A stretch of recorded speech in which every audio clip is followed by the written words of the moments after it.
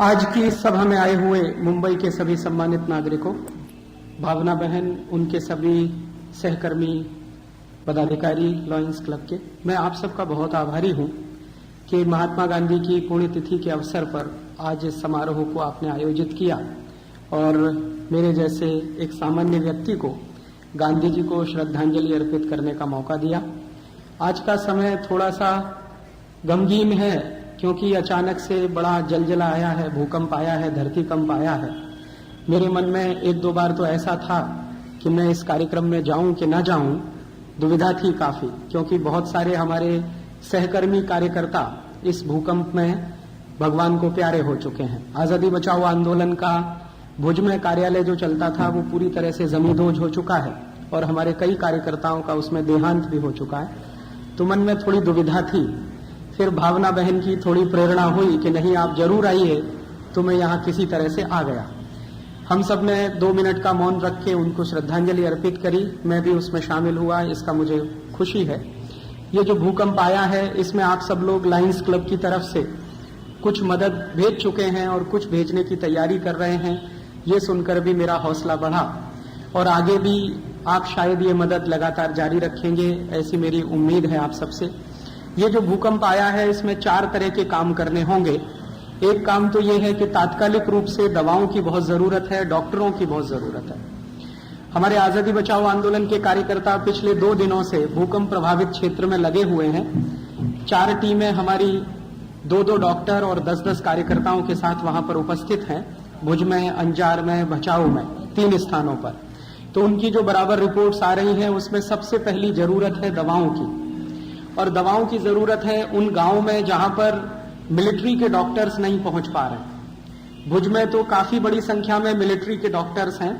देश के अन्य भी जाने माने बहुत सारे डॉक्टर्स भुज और अंजार में पहुंच चुके हैं, लेकिन करीब 300-350 गांव हैं।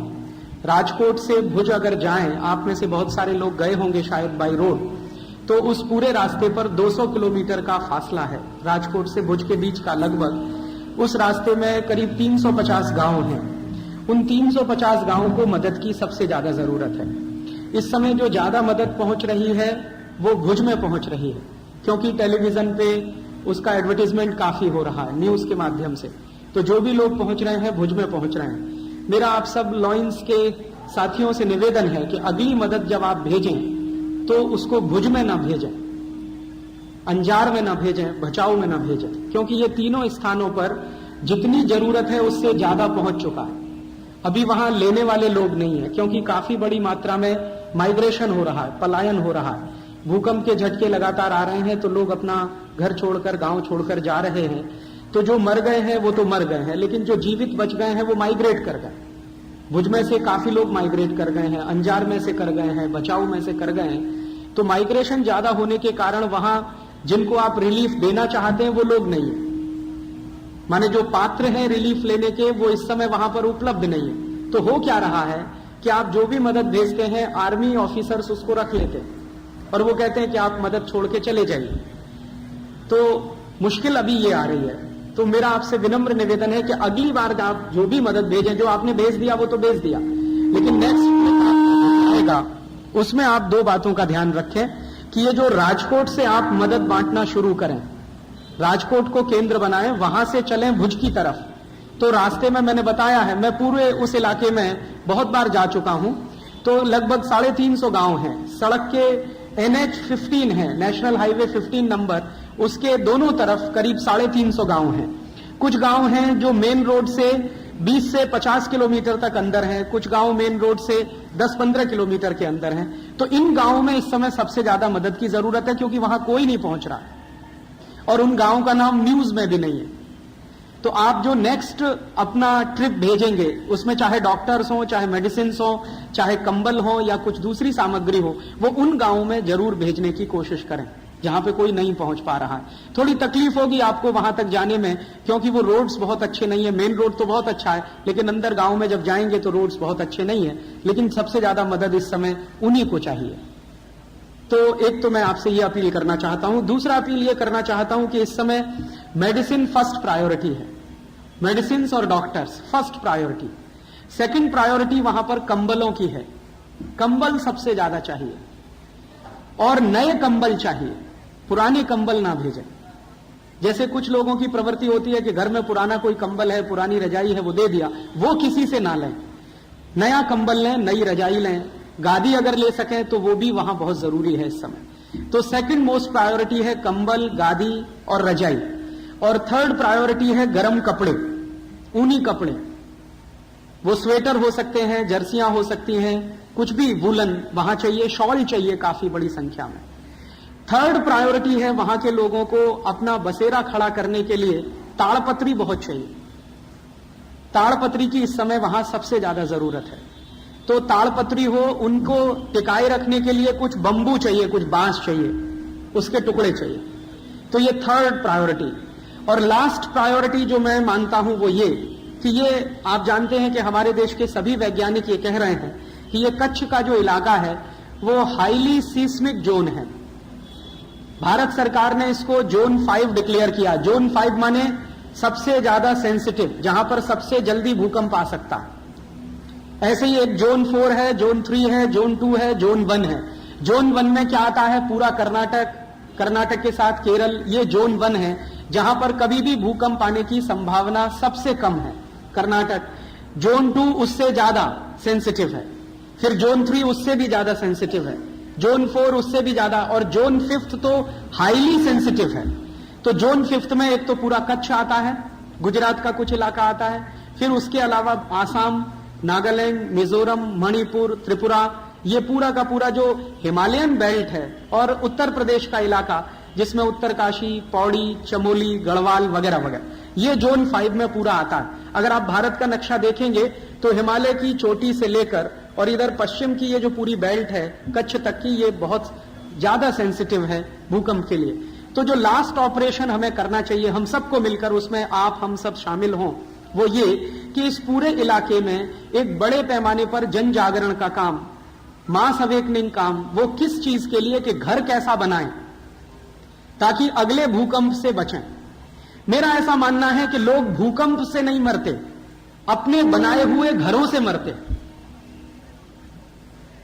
भूकंप लोगों की जान नहीं लेता कभी भी, लेकिन लोगों ने जो अपना आशियाना बनाया है रहने के लिए, बड़े मन से, बड़े श्रम से, बहुत सारा पैसा लगा के, उसी आशियाने से मरते।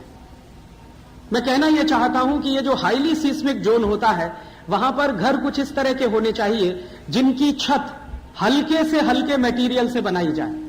फाइबर का यूज कर सकें, घास फूस का यूज कर सकें, वो मिट्टी के जो कवेलू आते हैं, टाइल्स आते हैं जिनको मैंगलोरी टाइल्स आप कहते हैं, उनका यूज कर सकें। अगर इन चीजों का इस्तेमाल करके अगर उनकी छत बनेगी तो अगले भूकंप में मरने वालों की संख्या सबसे कम होगी। मैंने आपको कहा कि भूकंप तो वहां आने ही वाले हैं, उनको आप भी नहीं रोक सकते, मैं भी नहीं रोक सकता। और दुर्भाग्य से इतनी ज्यादा विज्ञान और तकनीकी प्रगति होने के बाद भी भूकंप की भविष्यवाणी करना बिल्कुल असंभव है। कोई भी वैज्ञानिक ये दावा नहीं कर सकता कि भूकंप इस तारीख को आने वाला है। बारिश की भविष्यवाणी की जा सकती है, गर्मी की भी की जा सकती है, भूकंप की संभव नहीं है। तो भविष्यवाणी करना एकदम असंभव है। और ये हाईली सीस्मिक जोन है, इसलिए बार बार इसमें भूकंप आने ही वाले हैं, सालों साल ये चलने वाला है। तो क्यों नहीं हम हमारे लोगों को इस तरीके से ट्रेंड करें जो उस इलाके में रहते हैं कि भाई तुम्हारा घर कैसा होना चाहिए। तो इसका एक बड़े पैमाने पर वहां कैंपेन हमको चलाना होगा, क्योंकि बिना उसके कोई दूसरा रास्ता है नहीं। अभी तो हम मदद कर रहे हैं, रिलीफ दे रहे हैं, ये तो तात्कालिक काम है। लेकिन अगर कोई परमानेंट काम वहां पर करना है हमको, तो वो ये हो सकता है कि लॉयंस क्लब की मदद से, रोटरी क्लब की मदद से, या रोटरेक्ट की मदद से, या इनर व्हील की तरफ से, या लॉयनेस की तरफ से, या आजादी बचाओ आंदोलन जैसे कार्यकर्ता जो लगे हैं पूरे देश में, उनकी मदद से उस पूरे बेल्ट में लोगों के बीच में एक बड़ा कैंपेन इस बात के लिए चले कि आपके जो आशियाने उजड़ गए, ठीक है, हो गया वो हो गया, अभी आगे अपना घर आप कैसे बनाएं। तो उस संदर्भ में मेरे कुछ मित्रों के साथ जो सीस्मोलॉजिस्ट हैं, जो भूकंप के विषय के ज्ञाता हैं और ऊंचे पदों पर भारत सरकार में काम करते हैं, उनमें मेरे एक बहुत नजदीकी मित्र हैं डॉक्टर नेगी करके, रुड़की में हैं वो, रुड़की यूनिवर्सिटी में सीस्मोलॉजिस्ट के रूप में अपनी सेवाएं दे रहे हैं भारत सरकार को। उनसे मैंने अपील की है कि एक 25 पन्ने की छोटी सी बुकलेट वो बना रहे हैं। वो बुकलेट पहले वो अंग्रेजी में बना रहे हैं, फिर हम उसका हिंदी करने वाले हैं, फिर हिंदी के बाद उसका हम आसामी भाषा में बंगला भाषा में और इधर जो नॉर्थ ईस्ट का इलाका है वहां समझे जाने वाली भाषाओं में पूरे बड़े पैमाने पर भाषांतरण करके छपाना चाहते और लाखों की संख्या में बिना किसी शुल्क के लोगों को देना चाहते। अब जैसे कच्छ के एरिया में हम चाहते हैं कि वो गुजराती भाषा में बने, आसाम में आसामी भाषा में बने, ताकि लोगों को अगली बार ये बात की मन में तैयारी रहे कि अपना घर बनाना है तो कैसा बनाना है। तो मैं आपसे जो अपील करना चाहता हूं मेरे व्याख्यान के शुरू में वो ये कि ये जो भूकंप आया है इसमें कुछ मदद तो हम तात्कालिक रूप से करें और कुछ मदद ऐसी करें जो परमानेंट रिलीफ हो, ताकि भविष्य में इस तरह के समाचार सुनने को न मिले कि भूकंप आया और उसमें 50,000 लोग मर गए। आप जानते हैं कि इस भूकंप में 50,000 लोग मर चुके हैं, 1 लाख लोग अभी भी मलबे के नीचे दबे हुए हैं, जिनके जिंदा बचकर निकलने की अब कोई संभावना नहीं है। माने लगभग 1.5 लाख लोगों की कुल मृत्यु होगी जब आप इस रिपोर्ट को फाइनल स्टेज में सुनेंगे। भारत में ये जो भूकंप आया है, इससे बड़ा भूकंप एक ही बार आया है, वो चीन में आया था। चीन का भूकंप आज से लगभग 40-45 वर्ष पहले आया था, जिसमें 8.5 लाख लोग मरे थे। तो चीन की सरकार ने जो रिहेबिलिटेशन किया अपने उस इलाके में, उसका मैंने थोड़ा अध्ययन किया है और उस अध्ययन में से मुझे 2 बातें समझ में आई। उन्होंने एक तो तुरंत इमीडिएट करने वाले काम, लोगों को खाना देना, भोजन देना, पानी देना, दवा देना वगैरह वगैरह, लेकिन जो दूसरा परमानेंट काम उन्होंने किया कि जिस इलाके में भूकंप आया वहां घरों की डिजाइन उन्होंने ऐसी करा दी है कि उसी इलाके में बहुत बार बाद में भी भूकंप आया लेकिन मरने वालों की संख्या 5, 10, 15, 20 ऐसी ही रही है। एक बार भूकंप आया, 8.5 लाख लोग मर गए।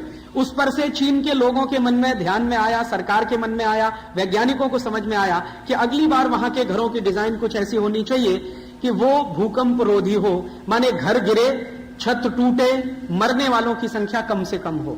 और आप जानते हैं इसी तरह से जापान नाम का एक देश है, वहां तो अक्सर ही भूकंप आते रहते हैं। तो जापान में भी जिस तरीके से घर बनाए जाते हैं, जो टेक्नोलॉजी उसमें इस्तेमाल की जाती है, वो टेक्नोलॉजी शायद हम हमारे देश के लोगों को समझा सकें और बता सकें, वो परमानेंट रिलीफ वर्क होगा। शायद उसी का महत्व आने वाली पीढ़ियों को समझ में आएगा। तो मैं आपसे ये निवेदन करना चाहता हूं कि 4 तरह की मदद आप वहां करें।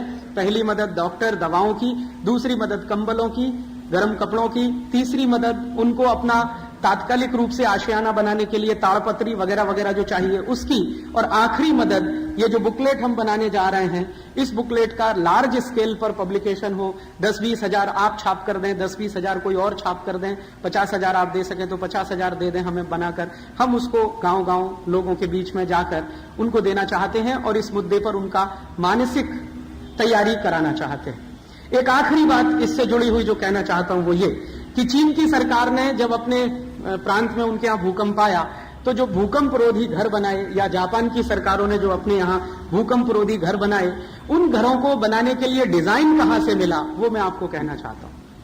जब मैं चीन के बारे में अध्ययन कर रहा था कि उनका जो सबसे बड़ा भूकंप 8.5 लाख लोगों की मृत्यु का, आपको सुनकर हैरानी होगी कि चाइनीज गवर्नमेंट ने और जापानीज गवर्नमेंट ने जो प्लान बनाया उसमें उन्होंने कहा कि ये पूरे घर बनाने की प्रेरणा महात्मा गांधी के घर से मिली।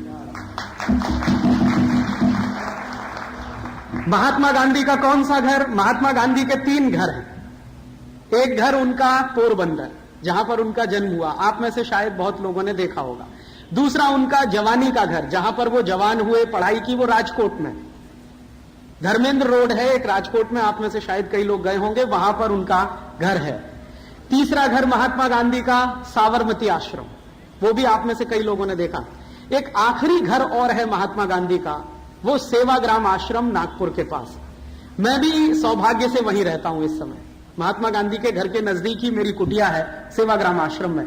सेवाग्राम आश्रम का घर जो महात्मा गांधी का बना हुआ है, उसे देखने के लिए मैं आप सबको निमंत्रण दे रहा हूं, स्टैंडिंग ऑफर। आप कभी भी वहां आइए, लगे तो कभी आपके लॉयंस क्लब की कोई कॉन्फ्रेंस वहां आयोजित करिए। मैं आपको वो घर दिखाना चाहता हूं। दुनिया के पता नहीं हजारों आर्किटेक्ट आए हैं वो घर देखने के लिए, और सबने उसको एक ही सर्टिफिकेट दिया है कि भूकंप से बचने के लिए इससे अच्छा डिजाइन नहीं हो सकता पूरी दुनिया। अच्छा, और एक मजे की बात मैं आपको यह बताना चाहता हूं कि वो घर जो गांधी जी ने डिजाइन किया वो खुद किया, किसी आर्किटेक्ट ने डिजाइन नहीं किया, महात्मा गांधी ने डिजाइन किया। और महात्मा गांधी ने उस घर का डिजाइन करते समय जो मन में कल्पना की थी उसका उन्होंने वर्णन अपनी एक पुस्तक में किया है। उसकी 2 लाइन मैं आपको सुनाना चाहता हूं। गांधी जी ने अपनी पुस्तक में लिखा है कि मैंने जब ये घर बनाने का फैसला किया तो उसमें 3 शर्त मैंने लगाई अपने ऊपर। पहली शर्त यह कि मेरा घर 500 रुपए में बनना चाहिए, 1 रुपया उससे ज्यादा नहीं लगना चाहिए। 501 रुपए लगा तो मैं कान खींचूंगा कार्यकर्ताओं के, 499 लगा तो मुझे खुशी होगी। पहली शर्त यह कि घर बनाने में कुल खर्चा 500 रुपए होना चाहिए। और यह बात कब की है? 1936 की। 1936 में गांधी जी का वो घर बनकर तैयार हुआ। तो पहली शर्त यह कि वो घर पूरा 500 रुपए में बनना चाहिए। दूसरी शर्त उस घर की ये कि उस घर को बनाने के लिए जितना भी रॉ मटेरियल चाहिए वो जहां घर बनता है उसके 20 किलोमीटर के दायरे में से ही आना चाहिए। उस गांव के 20 किलोमीटर के बाहर की कोई भी वस्तु घर में नहीं लगेगी। दूसरी शर्त ये उसकी। और तीसरी और आखिरी शर्त ये गांधी जी ने लगाई थी कि घर के अंदर में जहां भी बैठूं मुझे आसमान दिखाई देना चाहिए। मैं घर के अंदर किसी भी स्थान पर बैठूं मुझे सीधे आकाश का दर्शन होना चाहिए। अब ये 3 शर्तों के आधार पर गांधी जी ने देश के बहुत सारे आर्किटेक्ट्स को बुलाया कि अब आ जाओ और मेरे घर का डिजाइन बना दो। पहली शर्त कि 500 रुपए से ज्यादा खर्च नहीं होगा। दूसरी शर्त कि 20 किलोमीटर आगे का कोई सामान मेरे घर में नहीं लगेगा। और तीसरी और आखिरी शर्त कि मैं घर में कहीं भी बैठ जाऊं जाकर मुझे सीधा आकाश दिखना चाहिए। तो जितने भी आर्किटेक्ट आए सब फेल हो गए।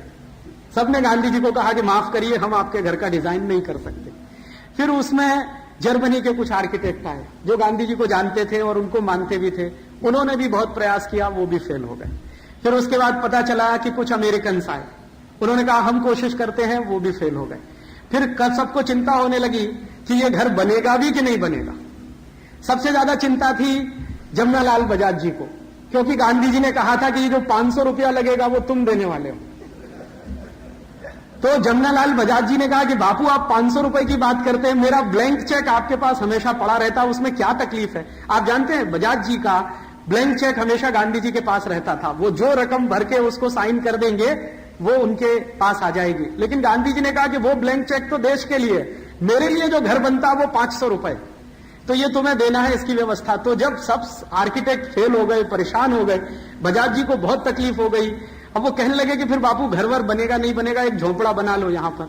तो गांधी जी ने कहा कि अच्छा ठीक है मैं कोशिश करता हूं। तो उन्होंने अपने घर का डिजाइन तैयार किया और वो डिजाइन जो वो चाहते थे वो बन गया। आप कभी भी आइए उस घर को देखने के लिए, वो आज भी सुरक्षित है। उस घर में जितना भी रॉ मटेरियल लगाया गया है वो सब सेवाग्राम से 20 किलोमीटर दूर के गांव से लाया गया। दूसरा, उसमें कोई भी मटेरियल ऐसा नहीं लगा है जो 20 किलोमीटर से आगे जाकर लाना पड़ा हो। और उस घर को बनाने का कुल खर्चा 499 रुपए 50 पैसे ही आया है। 500 रुपए में भी 50 पैसा बच गया था। और तीसरी शर्त कि आप उस घर में अंदर कहीं भी जाकर बैठ जाइए, आपको सीधे आकाश का दर्शन होगा। तो अब आप पूछोगे वो घर कैसा है, उसी के लिए मैं इनविटेशन कर रहा हूं आपको कि आप आइए सेवाग्राम आश्रम में, कभी आपकी कॉन्फ्रेंस करिए, उस घर का दर्शन करिए। और एक बार उस घर का दर्शन आप कर लें तो फिर उसका दर्शन दूसरों को कराइए, ये मैं चाहता हूं। और वो घर मैं मानता हूं कि सबसे ज्यादा वैज्ञानिक पद्धति से बनाया हुआ घर है। दुनिया में एक बहुत बड़ा आर्किटेक्ट हुआ जिसका नाम था इवान इलिच।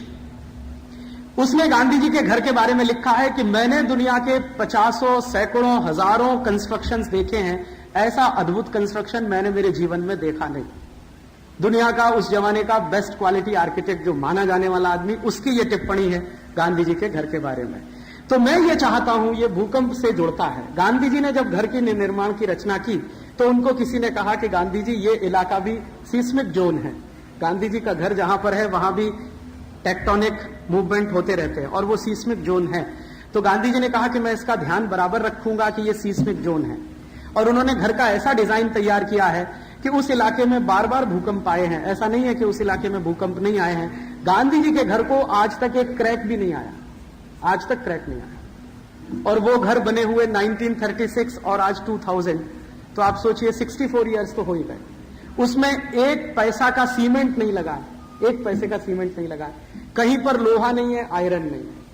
जो घर में इस्तेमाल किया गया है मटेरियल वो एक तो मड है, मिट्टी है, दूसरा कवेलू है, टाइल्स है मिट्टी के बने हुए, तीसरा बांस है, बंबू है। बस 3 ही चीजों का उसमें इस्तेमाल किया गया और वो 3 चीजों से उनका घर बना है। आज तक कभी उसमें क्रैक नहीं आया, आज तक कभी वो गिरा नहीं है। और उसकी जो लाइफ बताते हैं लोग कि इसकी टोटल लाइफ कितनी होने वाली है, तो मिनिमम लाइफ उसकी लोगों ने कैलकुलेट की है कि 150 ईयर्स तो होने ही वाली है। माने उसमें करीब 64 ईयर्स तो बीत गए हैं, लगभग 100 साल वो घर और रहने वाला। हम लोग वहां सिर्फ इतना ही करते हैं कि साल में एक बार उसको पुताई करते हैं, और वो भी गांधी जी नियम बनाकर गए थे उसके हिसाब से करते हैं। गांधी जी ने कहा था कि मेरे घर की पुताई किस चीज से होगी, गाय के गोबर से। तो वहां गाय पाली जाती है आश्रम में, उसका गोबर निकाला जाता है, उस गोबर को पानी के साथ मिलाया जाता है, साल में एक बार उसकी पुताई करते हैं, व्हाइट वॉशिंग करते हैं बस, और उसमें मेंटेनेंस में कुछ भी नहीं। तो आप कभी आएंगे तो देखेंगे। मैं ये चाहता हूं कि उस घर का जो डिजाइन है और उस घर को बनाने की जो टेक्निक है, वो टेक्निक हमारी उस पुस्तक में आए और पूरे कच्छ के इलाके के लोगों को बांटा जाए कि भाई देखो, आदर्श घर तुम्हारे लिए क्या हो सकता है, वो ये हो सकता है। और गांधी जी गुजरात के ही थे, गुजराती लोगों को ये और जल्दी समझ में आएगा कि हमारे ही किसी व्यक्ति का डिजाइन किया हुआ वो है। तो ये एक छोटी सी बात जो व्याख्यान के पहले मैं कहना चाहता था। एक छोटी सी दूसरी बात और, कि मैंने मेरे जीवन में ये सब जो शुरू किया, स्वदेशी का काम या आजादी बचाओ आंदोलन का काम, तो मैं मेरे जीवन में सबसे ज्यादा प्रभावित महात्मा गांधी से ही हुआ। वैसे तो बहुत लोगों ने मुझे प्रभावित किया, लेकिन सबसे ज्यादा प्रभावित महात्मा गांधी ने किया। महात्मा गांधी के जीवन की एक ही घटना ने मुझे सबसे ज्यादा प्रभावित किया। वो घटना सुना के मैं मेरा व्याख्यान शुरू करना चाहता हूं। वो घटना है महात्मा गांधी के साउथ अफ्रीका के प्रवास की। आप जानते हैं कि महात्मा गांधी 1894-95 के आसपास दक्षिणी अफ्रीका गए। पहले वकालत पूरी की, वकालत की पढ़ाई पूरी की, इंग्लैंड से वापस लौटे। वापस लौटने के बाद फिर दक्षिणी अफ्रीका गए। एक सिलसिले में कोई केस था, उस केस के सिलसिले में उन्हें साउथ अफ्रीका जाना पड़ा। तो वो गए जब साउथ अफ्रीका, तो वकील बैरिस्टर की हैसियत से गए। हुआ क्या, वो घटना मैं आपको सुनाना चाहता हूं, जिसने मुझे मेरे जीवन में सबसे ज्यादा प्रभावित किया। गांधी जी पहुंचे, वहां एक कोई कंपनी थी, वो कंपनी को कोई केस हुआ था, वो भारत के ही कुछ लोगों की कंपनी थी। तो गांधी जी उनके वकील की हैसियत से वहां केस लड़ने वाले थे। तो गांधी जी जब वहां पहुंचे तो उसके पहले जो वकील महोदय थे जो केस लड़ रहे थे, पहले से ही एक लॉयर थे वहां पर, उनके साथ गांधी जी का परिचय हुआ। तो गांधी जी ने पूछा कि मुझे जो केस लड़ना है उसकी फाइल जरा दे दो। तो गांधी जी ने फाइल का अध्ययन किया। फिर उसने कहा कि अदालत कहां पर है, वहां लेकर जरा चलो। तो गांधी जी की पहली घटना है ये साउथ अफ्रीका की। वो अदालत में पहुंचे।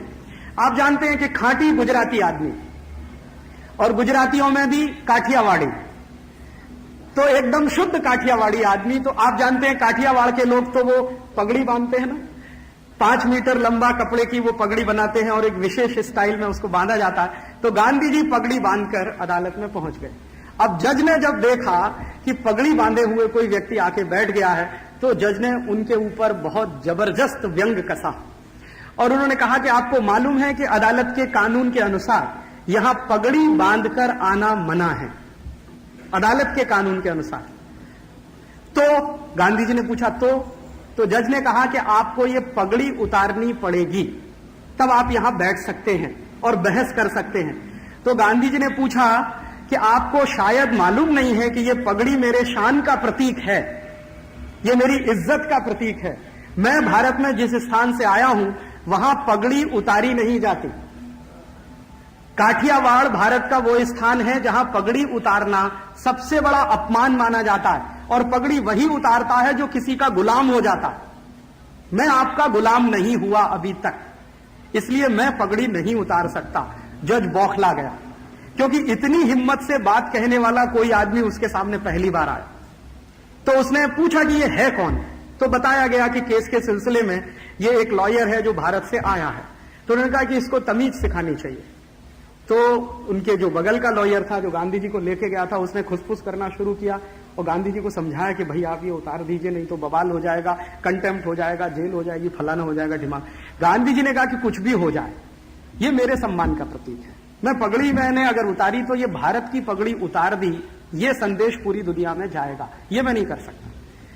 तो उन्होंने कहा कि फिर कंटेम्प्ट हो जाएगा तो जेल जाना पड़ेगा। तो ठीक है, मैं तो तैयार हूं जेल जाने के लिए, आप उनसे कहो कि ऑर्डर करें और मुझे जेल में भेज। तो जज भी परेशान हो गए। अब वो गए थे केस लड़ने के लिए और अपना ही केस लड़ना उन्होंने शुरू कर दिया। अब जज बौखला गया कि ये आदमी कहता है कि ऑर्डर करो, मुझे जेल में भेजो, मैं पगड़ी नहीं उतार सकता, तुम्हारे जो कानून है उसके आधार पर काम। अब वो जज बौखला गया, फिर बहुत सारे लोग आ गए, हंगामा होने लगा, फिर बहुत सारे पत्रकार भी थे, वो सब इकट्ठे हुए। तो जज ने बात को समाप्त करते हुए कहा कि अच्छा ठीक है, आप ऐसा करिए कि अगर पगड़ी नहीं उतार सकते तो आप इस अदालत से बाहर चले जाइए। तो गांधी जी ने कहा कि मुझे ये मंजूर है कि मैं अदालत छोड़ के चला जाऊं। और गांधी जी छोड़ के निकल गए अदालत से। फिर हुआ क्या कि गांधी जी ने जो पहला संकल्प किया साउथ अफ्रीका में, वो यही संकल्प था कि मैं अगली बार जब बहस करने आऊंगा इस अदालत में तो ये कानून बदला हुआ मिलना चाहिए मुझे, तब मैं बहस करने के लिए आऊंगा। मैं पगड़ी कभी नहीं उतारूंगा, पगड़ी पहनकर ही बहस करूंगा पूरी अदालत में। और आप जानते हैं कि गांधी जी ने वो अंग्रेजी कानून बदलवा दिया। अंग्रेजों को कानून बदलना पड़ा और महात्मा गांधी ने फिर जितने भी समय बहस की साउथ अफ्रीका में रहते हुए, पगड़ी पहनकर ही बहस की। इस एक घटना ने मुझे बहुत प्रभावित किया। घटना बहुत छोटी सी है, अगर गांधी जी चाहते तो समझौता कर सकते थे और वो समझौता करना बहुत आसान था, लेकिन गांधी जी ने उस पगड़ी को भारत के सम्मान का प्रतीक बना दिया वहां पर। और गांधी जी ने बाद में लिखा है अपनी पुस्तक में कि अगर मैंने वो समझौता किया होता तो बार बार मैंने समझौते किए होते और भारत की आजादी का लक्ष्य अधूरा रह गया होता। एक और ऐसी घटना हुई, वो सुनाने का लालच मेरे मन में आया क्योंकि महात्मा गांधी को हम श्रद्धांजलि अर्पित कर रहे हैं। एक दूसरी घटना और हुई जिससे मैं काफी प्रभावित हुआ महात्मा गांधी से। वो घटना हुई, वो भी साउथ अफ्रीका में हुई। घटना ऐसी हुई कि जब ये पगड़ी वाला कानून अंग्रेजों ने बदल दिया और पगड़ी पहनकर बहस करने पर पाबंदी हटा ली गई, और पाबंदी हटाने के बाद फिर जो सरदार लोग वहां रहते थे साउथ अफ्रीका में, उनको भी इजाजत मिली कि वो पगड़ी पहनकर बहस कर सकते हैं। तो गांधी जी के सामने एक दूसरी चुनौती थी, और वो चुनौती थी वो ये कि अचानक से प्रिटोरिया में एक कानून बना। प्रिटोरिया उस समय राजधानी था साउथ अफ्रीका की। तो कानून वो इस तरह का था कि जितने एशियन लोग रहते हैं साउथ अफ्रीका में, उनको सेकंड ग्रेड सिटीजन बनाया जाए, इसका एक कानून था। उनको फर्स्ट ग्रेड सिटीजनशिप नहीं मिल सकती, उनको सेकंड ग्रेड सिटीजन ही बना के रखना है। और उसके लिए कानून में यह तय किया गया कि आप जो भी एशिया से आए हैं उनको आने के तत्काल बाद रजिस्ट्रेशन कराना होगा अपना, और वो साउथ अफ्रीका के उन कॉलोनीज में नहीं रहेंगे जहां पर वहां के अंग्रेज रहते हैं, उनकी बस्तियां गांव के बाहर होंगी। जैसे हमारे देश में होता है ना, अभी भी गांव में आप जाइए तो फ्यूडलिज्म जहां पर है, वहां पर जो SC STs होते हैं, हरिजन होते हैं, उनके घर गांव के बाहर होते हैं। वैसा ही कुछ कानून वहां बनाने की बात चली कि जो एशियन सिटीजन्स हैं, जो एशिया से आने वाले लोग हैं, उनको साउथ अफ्रीका के लोगों के साथ नहीं रहना है, उनकी बस्तियां गांव के बाहर होंगी और उनको सेकंड ग्रेड सिटीजन बन के ही रहना, और आने पर उन्हें रजिस्ट्रेशन कराना पड़ेगा। उनके घर में कोई बच्चा पैदा होता है तो उसके बारे में सूचना सरकार को देनी पड़ेगी, शादी करनी है तो उसके बारे में सूचना सरकार को देनी पड़ेगी, वगैरह वगैरह इस तरह के। और जो वहां के उद्योग धंधे हैं उनमें उनकी इक्विटी पार्टिसिपेशन नहीं हो सकेगा।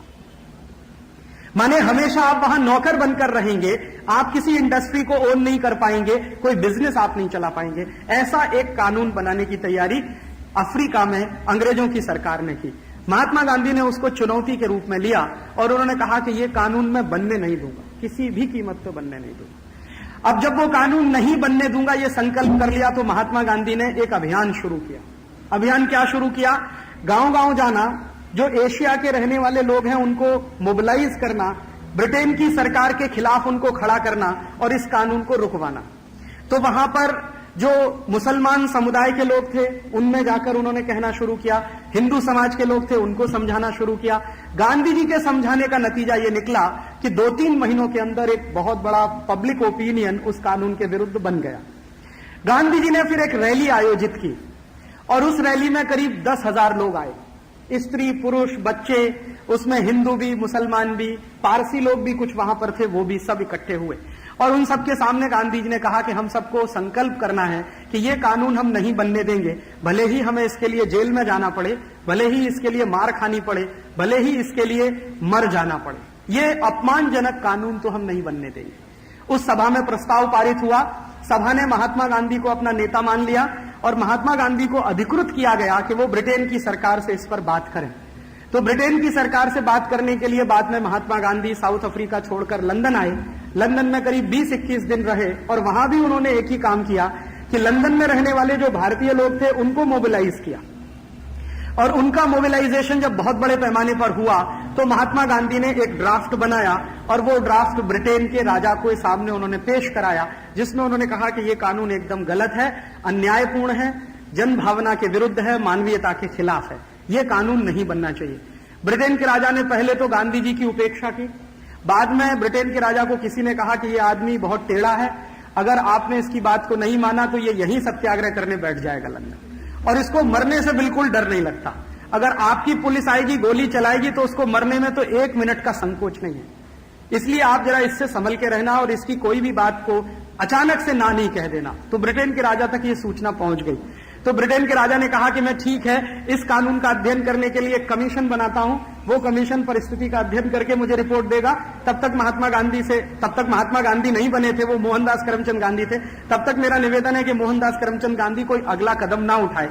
तो उन्होंने कमीशन बनाया, कमीशन की रिपोर्ट आई। कमीशन की रिपोर्ट लिखने वाले लोगों ने कानून का समर्थन किया, क्योंकि उसमें सब गोरे अंग्रेज ही बैठे हुए थे कमीशन में। तो फिर सरकार ने ये बहाना करना शुरू कर दिया कि अभी तो ये कानून हमें बनाना ही पड़ेगा, क्योंकि कमीशन भी कहता। तो गांधी जी ने कहा कि कमीशन में जो लोग हैं वो तो सब अंग्रेज हैं, उनको हमारे दर्द का क्या अंदाजा। अगर हमारे भारतीय लोग कमीशन में होते और वो रिकमेंडेशन करते तो मैं मानता। तो गांधी जी ने कमीशन की रिपोर्ट को रिजेक्ट कर दिया। फिर झगड़ा चलता गया। तो गांधी जी को लगा कि अभी बहुत बड़ा पब्लिक प्रेशर बनाने की जरूरत है। तो उन्होंने एक कॉल दिया साउथ अफ्रीका में वापस लौट के, और कॉल ये दिया कि जो भी लोग साउथ अफ्रीका में भारतीय या एशिया के किसी भी खंड के रहते हैं वो सब अंग्रेजी सरकार का बॉयकॉट करें।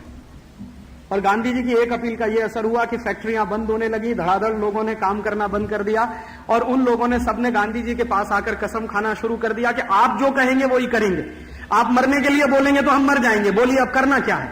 तो महिलाएं, पुरुष, सब लोग फैक्ट्रियां छोड़कर, मजदूर जो काम करते थे गांधी जी के पास आ गए। गांधी जी के पास ऐसे करीब उस समय 14-15 हजार कार्यकर्ता इकट्ठे हो गए। तो गांधी जी ने कहा कि हमें एक कूच करना, एक मार्च निकालना है। जैसे वो दांडी मार्च उन्होंने निकाला था भारत में, बहुत ऐतिहासिक, वैसा ही एक मार्च उन्होंने निकाला साउथ अफ्रीका में। अब मैं घटना पे आ रहा हूं जिसने मुझे बहुत प्रभावित किया। वो मार्च गांधी जी ने जब शुरू किया तो उसमें करीब 4000 महिलाएं और करीब 1200-1300 बच्चे उनके छोटे छोटे, और करीब 6000 पुरुष, इतने सब लोग पैदल पैदल निकले। तो कई लोगों ने गांधी जी से कहा कि ये बच्चे बहुत छोटे हैं, अभी क्या करने का इनका। तो उन्होंने कहा जिनके बच्चे छोटे हैं वो जुलूस से बाहर निकल जाए। तो बहुत सारे लोगों के मन में आया कि अभी गांधी जी हमको बाहर निकालते हैं। तो उन्होंने कहा कि जुलूस में रहते हुए आपके बच्चे मर जाएं तो मान लेना कि देश की आजादी के लिए आपने उनको दान दे दिया। मेरा आपसे निवेदन है कि जिसका भी दिल कमजोर है वो निकल जाए इसमें से। मुझे कमजोर लोगों की भीड़ नहीं चाहिए, ये उन्होंने स्पष्ट कहा। तो लोगों में हौसला आया, और हौसला आया तो वो सब चले।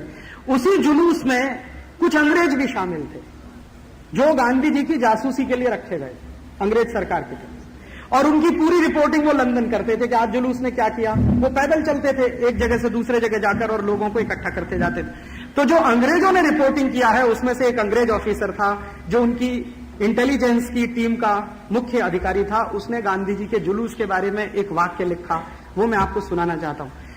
उन्होंने कहा कि मैंने मेरे जीवन में जितनी भी सेवा की है ब्रिटिश गवर्नमेंट की, उसमें ये पहला जुलूस मैं देख रहा हूं जिसमें स्त्री पुरुष बच्चे सब एक साथ हैं, हिंदू भी है मुसलमान भी, दोनों एक साथ हैं, और दोनों एकदम भाई भाई की तरह से आगे बढ़ रहे हैं। किसी में किसी के प्रति वैमनस्यता नहीं है।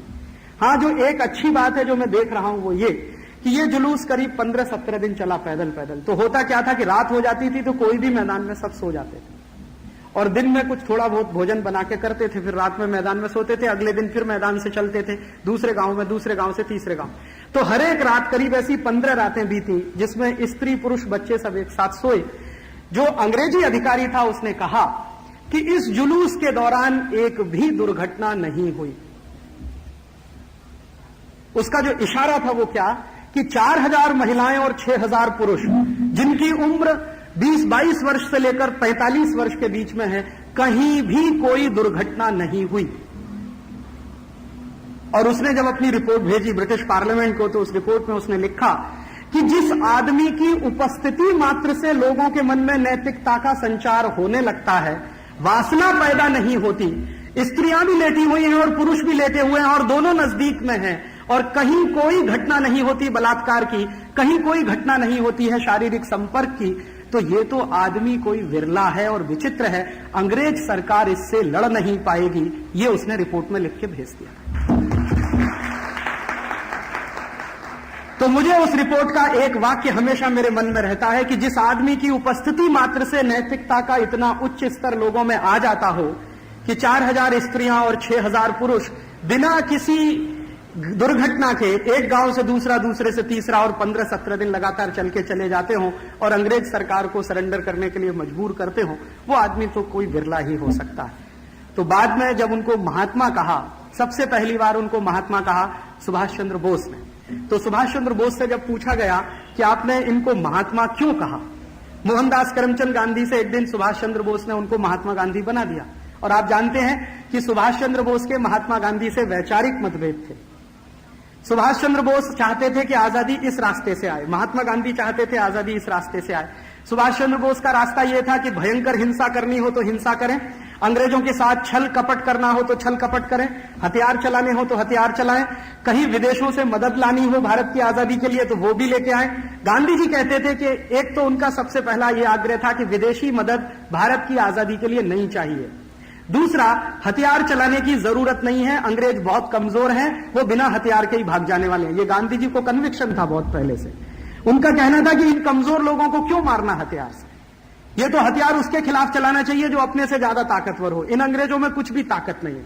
और तीसरा उनका सिद्धांत यह था कि भारत में जो भी आजादी आएगी वो सिर्फ आजादी तक सीमित नहीं रही होगी, पूरा मॉडल बदलना पड़ेगा, जो ब्रिटेन का ढांचा है उसको हटा के भारतीय ढांचा लाना पड़ेगा। तो इन मुद्दों पर महात्मा गांधी और सुभाष चंद्र बोस में काफी कुछ मतभेद थे, लेकिन उन मतभेदों के बावजूद पहले नेता थे सुभाष चंद्र बोस जिन्होंने मोहनदास करमचंद गांधी को महात्मा बनाया। तो किसी ने पूछा सुभाष चंद्र बोस से, यह बात है 1940-41 की, जब सुभाष चंद्र बोस भारत छोड़कर जाने की तैयारी कर रहे थे, उसके पहले उन्होंने उनको महात्मा बोल दिया था। तो किसी ने पूछा कि आप ये बताइए कि आपने मोहनदास करमचंद गांधी को महात्मा क्यों कहा। उनके बहुत सारे कार्यकर्ता उनसे नाराज थे, सुभाष चंद्र बोस से। तो सुभाष चंद्र बोस ने कहा कि आपकी नाराजगी मैं समझ सकता हूं, महात्मा गांधी हमारे विचार से कुछ अलग विचार वाले हैं, हमारे उनके विचारों में काफी भिन्नता है, हमारी उनकी मत भिन्नता है लेकिन मन भिन्नता नहीं। मेरे महात्मा गांधी से मतभेद है लेकिन मनभेद नहीं है। सुभाष चंद्र बोस का जो शब्द था वो ये था कि मेरे महात्मा गांधी से मतभेद है, मनभेद नहीं है।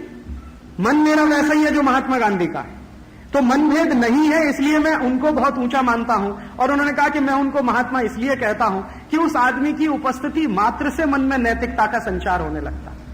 मैं जब जब महात्मा गांधी के पास जाता हूं, मेरे मन में दया, प्रेम, करुणा, अहिंसा ये सारे मूल्य पनपने लगते हैं। पता नहीं उस व्यक्ति में कैसा चुंबकीय आकर्षण है, ये सुभाष चंद्र बोस के शब्द मैं आपको कोट कर रहा हूं, पता नहीं उस व्यक्ति में कैसा चुंबकीय आकर्षण है जो उसके सामने जाकर बैठे भयंकर हिंसा भाव से भरा हुआ वो भी अहिंसक हो जाता है। कितना ही डेस्पोटिक हो, क्रूर हो, वो दया और करुणा का प्रतीक बन जाता है। उस व्यक्ति में ऐसा तो कुछ अद्भुत है। और दक्षिणी अफ्रीका की वो घटना जो मैंने आपको कही, वो अपने कार्यकर्ताओं को सुनाते हुए सुभाष चंद्र बोस ने कहा कि ये आदमी की तेजस्विता आज से नहीं, उम्र के उस साल से है जब वो खुद जवान हुआ करता। तो ये दो घटनाएं मैं आपको सुनाना चाहता था महात्मा गांधी जी को श्रद्धांजलि देते हुए, कि हम इन दो घटनाओं से अगर अपने जीवन में कुछ सीख सकें तो जरूर सीखें। ये जो महान लोग होते हैं ना, ये आते हैं चले जाते हैं। कभी ऐसा कहा जाता है कि ईश्वर हमारे ऊपर कभी दयालु हो जाता है तो ऐसे कुछ लोगों को भेज देता है प्रतिनिधि के रूप में। तो महात्मा गांधी को भेज दिया, महात्मा गांधी जैसे और भी लोग आए जिनको भेजा। मेरा ऐसा मानना है, इसमें अतिशयोक्ति भी लग सकती है और उसके लिए आप मुझे माफ कर देंगे पहले ही, मेरा ऐसा मानना है कि दुनिया के पिछले 500 साल के इतिहास में महात्मा गांधी जैसा व्यक्ति पैदा नहीं हुआ। पिछले 500 साल के इतिहास मैंने दुनिया के बहुत महान लोगों की जीवनियां पढ़ी हैं, उसमें रूसो भी शामिल है। उसमें तो ये रूस के जो बड़े नेता माने जाते हैं, लियोनिड ब्रेजनेव से पीछे की पीढ़ी के जितने, जिनको लेनिन वगैरह वगैरह बड़ा माना जाता, उनको भी, जर्मनी के बड़े नेताओं को, उनको भी मैंने पढ़ा है, बिस्मार्क को भी मैंने पढ़ा है, मैंने ये जो बड़ा फ्रांसीसी क्रांतिकारी था उसकी भी जीवनी पढ़ी है, अमेरिका के जितने महान हैं उनकी भी जीवनी पढ़ी है। मुझे ऐसा लगता है कि पिछले 500 साल के इतिहास में दुनिया की धरती पर गांधी जैसा व्यक्ति पैदा नहीं हुआ। उनकी 3 बड़ी क्षमताएं, पहली क्षमता तो जो मैंने कही नैतिकता वाली, दूसरी क्षमता हर गलत बात का पूरी ताकत से विरोध करने की, गलत को स्वीकार नहीं करने की, चाहे उसके लिए जान दे देनी पड़े, और तीसरी और अद्भुत बात कि किसी को प्रेम की शक्ति से जीत लेने की। वो कहते थे हथियार की शक्ति से किसी को जीतना क्या है, प्रेम की शक्ति से जीत के दिखाओ लोगों को। और वो उस मान्यता के पुजारी थे, भारत की उस मान्यता के जो हजारों साल से आई है कि किसी को हथियार की शक्ति से गुलाम बनाने से अच्छा है कि प्रेम की शक्ति से उसको गुलाम बनाओ। तो ये तीन अद्भुत बातें उस व्यक्ति में थी और एक साथ पूरे व्यक्तित्व में ये सब आया उनके अंदर। तो कुछ उनकी ग्रोइंग हुई होगी, कुछ उनमें आया होगा। ये तो कुछ विलक्षण ही किस्म की बात हो सकती है, क्योंकि बचपन में जो विद्यार्थी अक्सर फेल होता हो, अंग्रेजी में फेल, मैथमेटिक्स में फेल, आप जाइए राजकोट में, उनकी वो रखी हुई है, वो जो स्कूल है ना गांधी जी जिसमें पढ़े, उस स्कूल में गांधी जी की नोटबुक है जिसपे उनका करेक्शन किया हुआ, वो सब गलत लिख दिया है, उसको क्रॉस कर दिया, अध्यापक ने फेल कर दिया उनको। ये कैसा मूर्ख अध्यापक,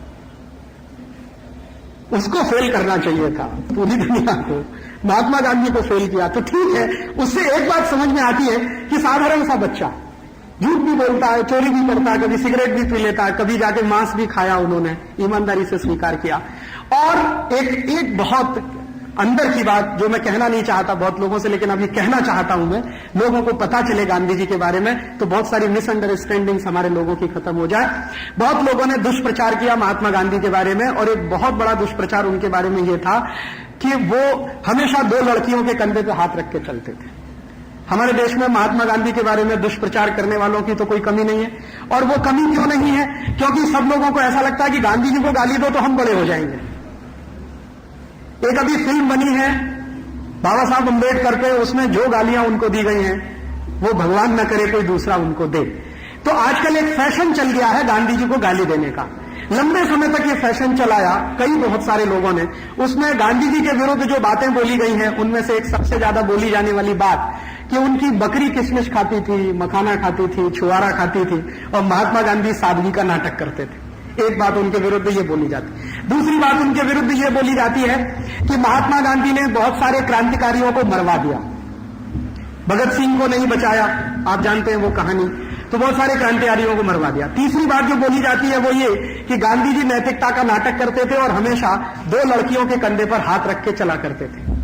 तो ये दो तीन बातों के बारे में हमारे मन में स्पष्टता आ जाए, उस दृष्टि से मैं कहना चाहता हूं कि गांधी जी के बारे में ये जो दुष्प्रचार हुआ कि वो हमेशा दो लड़कियों के कंधे पर हाथ रख के चला करते थे और वो नैतिकता की बात कैसे कर सकते हैं, वो गांधी जी की एक घटना बताकर और साउथ अफ्रीका में जो घटना घटित हुई, दोनों को कोरिलेट में करना चाहता हूं। घटना यह है कि महात्मा गांधी ने बहुत ईमानदारी से अपने जीवन की हर बात लिखी। हिंदुस्तान में नहीं, दुनिया में ऐसा कोई नेता नहीं हुआ जो अपने जीवन की सारी बातों को ईमानदारी से लिख सके। कोई नहीं हुआ आज तक। लिखा वो बोला नहीं, बोला वो लिखा नहीं, और लिखा वो माना नहीं, माना वो लिखा नहीं। हमेशा पाखंड रहा, बड़े बड़े लोगों के जीवन में पाखंड रहा। अब नाम लेके कहने से उससे कोई फायदा नहीं है, बड़े बड़े लोगों के जीवन में पाखंड रहा। लेकिन गांधी जी के बारे में मुझे जो एक अच्छी बात लगती है वो हम सबको सीखनी चाहिए कि उन्होंने जो किया उसको लिखा और उसी को बोला। उसमें कहीं उन्होंने अतिशयोक्ति नहीं की। अपने जीवन में उन्होंने कोई कुकर्म किया तो उसको लिखा ईमानदारी से। आप उनकी आत्मकथा पढ़िए, महात्मा गांधी की आत्मकथा में वो लिखते हैं और उसको बाद में हरिजन में भी लिख दिया।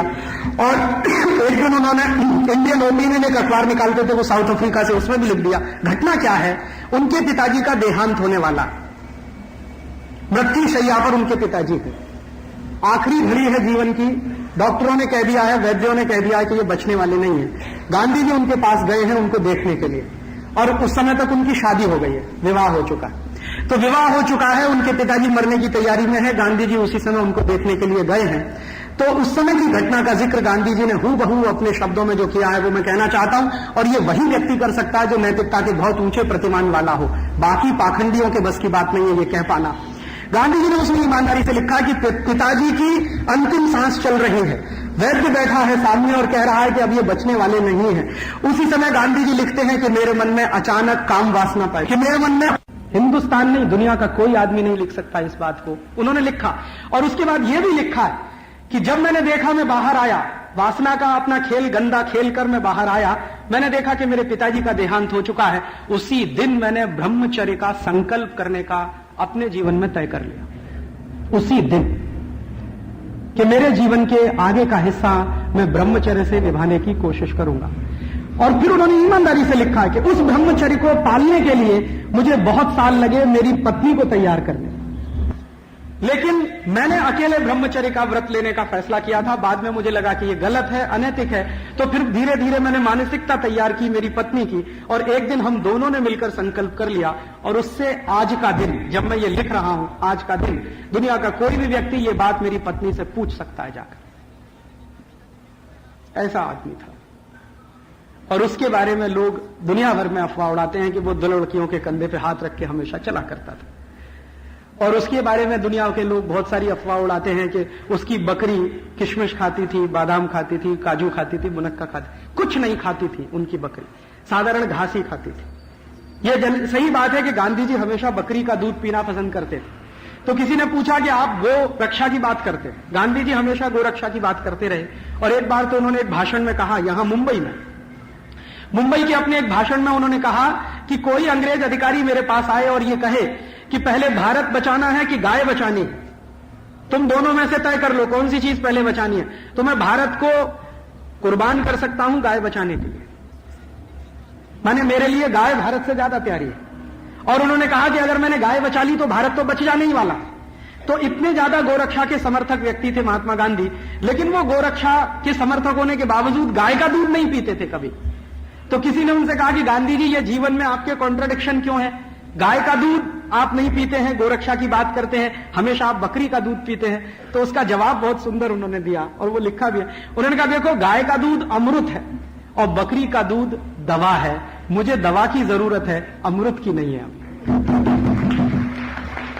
और आप जानते हैं कि दुनिया के जो वैद्य हैं, ये जो हमारा पूरा का पूरा आयुर्वेद है ना, उसमें जो बकरी का दूध है वो ट्यूबरकुलोसिस की सबसे अच्छी मेडिसिन मानी जाती है। अगर कोई टीबी का भयंकर मरीज हो और वो किसी भी स्थिति में ठीक होने की संभावना नहीं रखता हो, उसको सिर्फ इतना ही किया जाए कि खाली पेट सुबह सुबह आधा कप रोज बकरी का दूध पिला दिया जाए, 3 महीने में उसका ट्यूबरकुलोसिस ठीक होने की गारंटी। इतना अच्छी गुणवत्ता वाला है बकरी का दूध। तो गांधी जी ने कहा कि मुझे कमजोरी रहती है हमेशा शरीर में। आप जानते हैं कि उनका शरीर कैसा था, कृष का एकदम शरीर था। तो गांधी जी ने कहा कि मुझे कई तरह की बीमारियां हैं, उनको मैं जानता हूं, और उन बीमारियों को ठीक करने के लिए बकरी का दूध ही मुझे लगता है, बाकी कोई दवा मैं कभी लेता नहीं। वो सच में कोई दवा नहीं खाते थे और किसी को देते भी नहीं थे अपनी हाथ से। तो बाकी मैं कोई दवा लेता नहीं हूं, सिर्फ बकरी का दूध ही मेरे लिए दवा है।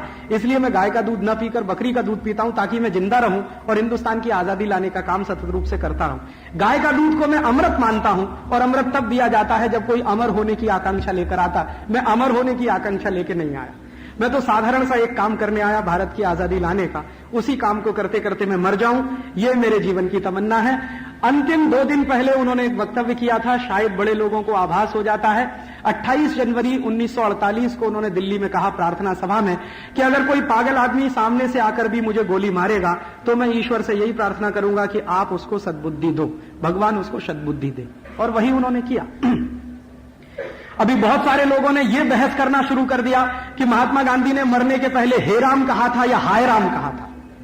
हमारे कितने कूड़ मगज लोग हैं इस देश में, कितने निम्न स्तर के लोग हैं इस देश में, जो बहस चला रहे हैं इस बात पर कि गांधी जी को जब गोली लगी तो उन्होंने हे राम कहा या हाय राम कहा। इसी में लगे हुए हैं बहस करने में। उन्होंने बहुत कुछ कहा है, उस पर किसी का ध्यान नहीं है। बहुत कुछ किया है, उस पर किसी का ध्यान नहीं है। हे राम कहा कि हाय राम कहा, इसी में बहुत लोग लगे। बहुत सारे संगठन हैं जिन्होंने बाकायदा लिटरेचर बनाया है उस पर, और वो लिटरेचर पूरे देश में बांटा जाता है, और एक खास तरह की मानसिकता तैयार की जाती है गांधी जी को गाली देने की। तो मेरा आपसे एक ही विनम्र निवेदन है, और वो मैं शायद मेरे कन्विक्शन से कह रहा हूं। पिछले 10-12 साल गांधी जी को मैंने बहुत पढ़ा और उनके तरह से जीने की कोशिश भी कर रहा हूं। उनके तरह से जीने की जो एक कोशिश मैंने की है ईमानदारी से, उसको मैं आपसे शेयर करना चाहता हूं। मैंने आज तक मेरा पर्सनल बैंक अकाउंट नहीं बनाया और आगे बनाने की संभावना नहीं। मैंने आज तक मेरा कोई घर नहीं बसाया। आज भी मैं ब्रह्मचारी हूं और ब्रह्मचर्य का पालन करता हूं और आगे भी करता रहूंगा, ऐसा मेरा संकल्प है मेरे मन का। और तीसरा, कोई पारिवारिक संपत्ति में हिस्सा नहीं रखा। मेरे पिता और माता को मैंने बिल्कुल स्पष्ट कह दिया है कि परिवार की संपत्ति में मेरी कोई हिस्सेदारी नहीं होगी। आपको जो करना है आप उसको कहिए, या करते उसको चाहे तो दान कर दीजिए मेरे नाम से किसी को। लेकिन इतना भी मुझे लगता है करने में बहुत तकलीफ आती है, बहुत तकलीफ आती है। तो गांधी जी ने पता नहीं कितनी तकलीफें झेली होंगी, उन्होंने तो पता नहीं कितने साल ये सब किया। मुझे तो लगता है कि मेरे लिए बहुत आसान है ब्रह्मचर्य पालन करना, क्योंकि मैंने परिवार नहीं बनाया। उन्होंने तो परिवार बनाकर ब्रह्मचर्य पालन किया, वो तो बड़ी बात है, वो आसान व्यक्ति के लिए नहीं है। परिवार में रहते हुए ब्रह्मचर्य का पालन करना और उस ऊंचाई तक जाना, जिस ऊंचाई की बात उन्होंने अपनी आत्मकथा में लिखी है कि वो जीवन का आखिरी दिन था जब पिताजी की मृत्यु के समय उन्होंने अपनी पत्नी के साथ संभोग किया। उसके बाद उन्होंने लिखा है कि मैं मेरी पत्नी के साथ भाई बहन के रिश्ते रहे, और उन्होंने कहा कि जीवन में ऊंचाई तभी आएगी जब सही मायने में कोई पति पत्नी भाई बहन की तरह से रहना शुरू कर दे। वो कहते हैं कि ये जीवन का आखिरी वो होगा मुकाम। तो किसी व्यक्ति को कितना ऊंचा बनना चाहिए अपने जीवन में, उसके लिए उन्होंने एक सीमा रेखा बना दिया। वो सीमा रेखा का पालन उन्होंने किया, परिवार बसाते हुए, घर चलाते हुए, बच्चों को पालते हुए। वो अद्भुत ही लोग कर सकते हैं, बिरले लोग कर सकते हैं, वैसे वो थे। और उन्होंने जो किया है वो हम सबके सामने है, जो कहा है वो भी है और जो लिखा है वो भी है। उनके कहे हुए को, उनके किए हुए को और उनके बोले हुए को अगर हम अपने जीवन में दशमांश भी, माने 1/10 भी अगर हम उतार सकें तो भारत में बहुत कुछ बेहतर होने की संभावना और शक्यता है।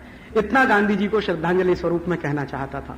और एक छोटी सी आखिरी बात जो मैं आज के समय में कहना चाहता हूं, गांधी जी ने अपने जीवन में 11 व्रत दिए लोगों को, अहिंसा, सत्य, अस्तेय, ब्रह्मचर्य, असंग्रह वगैरह वगैरह।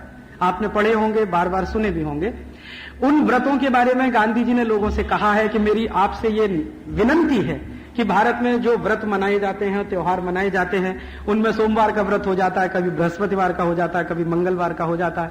मंगलवार को हनुमान जी का है, सोमवार को शंकर जी का है, वगैरह वगैरह। उन व्रतों के बारे में गांधी ने कहा कि ये जो कर रहे हैं वो आप करिए, आपकी धार्मिक मान्यताओं के लिए मैं मेरी तरफ से कुछ नहीं कहना चाहता और उसमें हस्तक्षेप भी नहीं करना चाहता। लेकिन उन्होंने कहा है कि व्रत अगर आप कर सकें तो देश के लिए भी करिए। एक तो हम व्रत करते हैं मोक्ष के लिए कि हमें मोक्ष मिल जाए।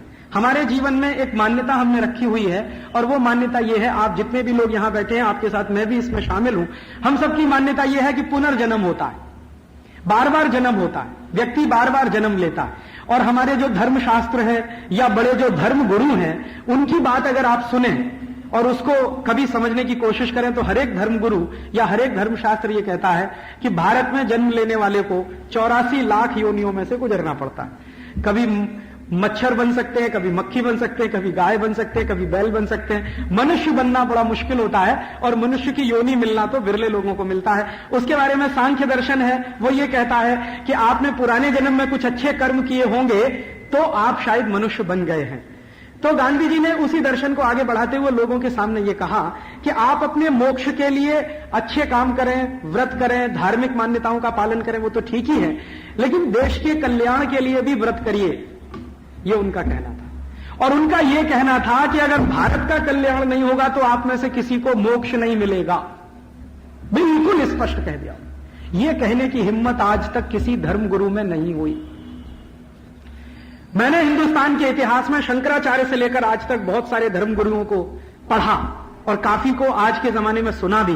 किसी में हिम्मत नहीं है यह कहने की कि जब तक देश का कल्याण नहीं होगा तुमको मोक्ष नहीं मिलेगा, तुम्हारी आत्मा भटकती ही रहेगी। तो देश का कल्याण कर लो, तुम्हारा मोक्ष अपने आप हो जाए। और फिर किसी ने गांधी जी से पूछा कि आप ये सब काय के लिए करते हैं, अंग्रेजों को भगाना, हिंदुस्तान को नए सिरे से खड़ा करना। तो गांधी जी ने कहा यह सब मैं मोक्ष के लिए करता हूं, ये मत कहना कि भारत की आजादी के लिए करता हूं। ये उनका लिखा हुआ वाक्य है, ये सब मैं मोक्ष के लिए करता हूं। तो किसी ने कहा मोक्ष माने क्या, कि ईश्वर की प्राप्ति। तो ईश्वर की प्राप्ति के लिए मैंने ये तय किया है मेरा रास्ता। तो उन्होंने कहा कि इससे ईश्वर की प्राप्ति कैसे होगी। तो वो सुनाने लगे, देखो भारत आजाद हो जाएगा, आजाद होने के बाद खुशहाल हो जाएगा, गरीबी खत्म हो जाएगी, बेकारी खत्म हो जाएगी, भूखमरी खत्म हो जाएगी, अन्याय नहीं होगा, हर व्यक्ति को सम्मानजनक जीवन बिताने का अधिकार मिलेगा। ये सब जब हो जाएगा तो मुझे मोक्ष मिल जाएगा। अब आप देखिए, इतना बड़ा योगी आदमी किस बात की कल्पना करता है। हम लोग कल्पना करते हैं ना, मोक्ष उन्हीं को सिद्ध होता है जो योगी होते हैं। और योगी कौन होता है, जो अपने को दूसरों से ऊपर उठा लेता है। लेकिन गांधी जी कह रहे हैं कि मैं अकेला ऊपर नहीं उठूंगा, ये सबको अपने साथ ऊपर उठाऊंगा, तब मुझे मोक्ष मिलेगा। इससे बड़ा योगी पुरुष कौन होगा। तो इस योगी पुरुष के जीवन से अगर हम कुछ सीख सकें वो यही कि हम अपने आप को ही नहीं, दूसरों को भी अपने साथ उठाएं। और दूसरों को अपने साथ क्यों उठाएं, मैं ऐसा मानता हूं कि महात्मा गांधी की आत्मा भटक रही है, उनको मोक्ष नहीं हुआ है। अगर वो जीवित रहते तो शायद वो काम करते जो उन्होंने अपने लिए तय किया हुआ था। आजादी आने के तत्काल बाद किसी ने पूछा कि गांधी जी आजादी आ गई, अब बिरला जी ही थे, एक दिन सवाल करने लगे अब क्या करेंगे, तो उन्होंने कहा अब तो तुम्हारे साथ लड़ना है। आप सोचिए, जो बिरला जी महात्मा गांधी के पास अपना ब्लैंक चेक रखते थे, उन्होंने एक दिन सवाल किया कि अब तो आजादी आ गई, और गांधी जी की आदत थी रोज मालिश करवाते थे, तेल से मालिश करवाते थे। तो एक दिन बिरला जी पहुंच गए सेवाग्राम आश्रम और गांधी जी की मालिश चलती थी, तो पूछ लिया कि अब मालिश क्यों करा रहे हैं, अब तो अंग्रेज भाग रहे हैं, अब आपको किससे लड़ना है, कि अभी तो तुमसे लड़ना है। एक दुश्मन नहीं है हिंदुस्तान का, दूसरा दुश्मन मेरे सामने खड़ा है। तो बिरला जी घबरा गए कि ये कह क्या रहे हैं। तो गांधी जी ने फिर उनको बड़े प्रेम से समझाया कि देखो घनश्याम दास, ये लड़ाई हिंदुस्तान की जो है बड़ी लंबी है, अंग्रेजों का चले जाना तो एक चरण है, इसके आगे अभी बहुत सारे चरण हैं। तो उन्होंने पूछा कि आपका एसिड टेस्ट क्या है, तो उन्होंने कहा कि देखो जब अंतिम आदमी हिंदुस्तान का ये कहने लगेगा कि मैं आनंद में हूं, खुशी में हूं, तो मैं मान लूंगा कि हिंदुस्तान की आजादी की लड़ाई पूरी हो गई। यही मेरा एसिड टेस्ट है। और वो तो दुर्भाग्य हम सबका कि उनको किसी ने मार दिया, किसी पागल आदमी ने। मैं तो कहता हूं कि जिस आदमी ने गांधी जी को मारा था, अच्छा ये होता कि वो महात्मा गांधी के सामने जाकर खुद को गोली मार लेता, वो उसके लिए बेहतर होता। उसने बजाय गांधी जी को गोली मारने के अपने को गोली मार लेनी चाहिए थी, वो उसके लिए ज्यादा बेहतर होता। लेकिन खैर ठीक है, दुर्घटनाएं होती रहती हैं और आगे भी होती रहेंगी, उसके लिए कभी अफसोस नहीं करना चाहिए। हमें यह भी अफसोस नहीं करना चाहिए कि गांधी जी हमारे बीच में नहीं है, क्योंकि वो हमेशा लोगों से ये कहते थे, कार्यकर्ताओं से, कि मैं रहूं ना रहूं, मेरा जीवन तुम्हारे लिए संदेश की तरह से है पूरा। मैंने मेरे जीवन भर जो किया वो आपके लिए संदेश जैसा है। तो गांधी जी के संदेश का अगर हम थोड़ा सा विश्लेषण करें और आज की परिस्थिति को देखने की कोशिश करें, तो मैं ऐसा मानता हूं कि उनको अभी मोक्ष नहीं मिला है, उनकी आत्मा कहीं ना कहीं भटक रही है। उसके 3 बड़े कारण हैं कि उन्होंने जब ये कहा था कि भारत का जब अंतिम व्यक्ति आनंद में रहेगा, खुशी में रहेगा, तो मैं मान लूंगा कि सारे काम पूरे हो गए हैं। वो अंतिम व्यक्ति अभी भी बहुत कुछ चीजों से वंचित है। भारत की इस समय आजादी 1 करोड़ से थोड़ी ऊपर हो चुकी है, और 100 करोड़ से ऊपर हो चुकी है। 1 अरब से थोड़ी ऊपर हो चुकी है, 100 करोड़ से ऊपर हो चुकी है। अब ये 100 करोड़ की आबादी का जरा क्लासिफिकेशन करें, वर्गीकरण करें, तो क्या चित्र है? चित्र ये है कि हिंदुस्तान के 100 करोड़ की आबादी में करीब 25 करोड़ लोग ऐसे हैं जिनके पास एक दिन में प्रति व्यक्ति खर्च करने के लिए 5 रुपया नहीं है। 25 करोड़ लोग ऐसे। भारत सरकार के नेशनल सैंपल सर्वे की रिपोर्ट के अनुसार प्रति व्यक्ति 5 रुपए नहीं रखते एक दिन में खर्च करने की हैसियत ऐसे 25 करोड़ लोग हैं। 15 करोड़ लोग ऐसे हैं हमारे देश में जिनके पास प्रति व्यक्ति एक दिन में खर्च करने के लिए 1 रुपया नहीं। 15 करोड़ लोग ऐसे, और करीब करीब 10 करोड़ लोग ऐसे हैं इस समय भारत देश में जिनके पास प्रति व्यक्ति एक दिन में खर्च करने के लिए 50 पैसा नहीं। 25 करोड़ लोगों के पास प्रति व्यक्ति एक दिन में खर्च करने के लिए 5 रुपया नहीं है। 10 करोड़ लोगों के पास प्रति व्यक्ति एक दिन में खर्च करने के लिए 50 पैसा नहीं है, और 15 करोड़ लोगों के पास प्रति व्यक्ति एक दिन में खर्च करने के लिए 1 रुपया नहीं। अब 25 और 15 40 और 10 50, 50 करोड़ की हमारी बस्ती ऐसी है जिसको न्यूनतम जरूरतें पूरी करने की कोई व्यवस्था नहीं इसी देश में जहां हम रहते हैं। और इनमें ये जो 50 करोड़ लोग हैं जिस तरह से जीवन बिताते हैं, वो किस तरह का जीवन है, मैं आपको 2-3 घटनाएं सुनाना चाहता हूं। मैं पूरे देश में घूमता हूं, देश का ऐसा कोई हिस्सा नहीं जहां मैं नहीं गया। थोड़े समय पहले मैं उड़ीसा में घूम रहा था। उड़ीसा में एक गांव है, उसका नाम है भवानीपट्टनम। वो गांव जो है डिस्ट्रिक्ट सेंटर है कालाहांडी जिले का। कालाहांडी नाम का जिला है, भवानीपट्टनम नाम का गांव है। वहां मैं एक बार गया। उस गांव को जाते समय सड़क के किनारे से जब मैं गाड़ी से जा रहा था, तो मैंने 2-3 स्थानों पर बाजार देखा जहां पर बच्चे बिकने के लिए बैठे थे। बच्चों को बेचने के लिए बाजार लगते हैं वहां, और बच्चों को बेचा जाता है उसी तरह से जैसे का बेचा जाता है, टमेटा बेचा जाता है, बैंगन बेचा जाता है। और जिन बच्चों को मैंने बिकते हुए देखा मेरी आंखों से, उनके गले में एक तख्ती लटकी हुई थी, उस पर रेट लिखा हुआ था। जैसे लड़का खरीदना है 10 साल से ऊपर का है तो उसका रेट है 50 रुपए, और लड़की खरीदनी है 15 साल से ऊपर है तो उसका रेट है 35 रुपया। 35 रुपए में 15 साल से उम्र के ऊपर की लड़की आपको खरीदने में मिल जाएगी, 50 रुपए में 10 साल से ऊपर का लड़का मिल जाएगा।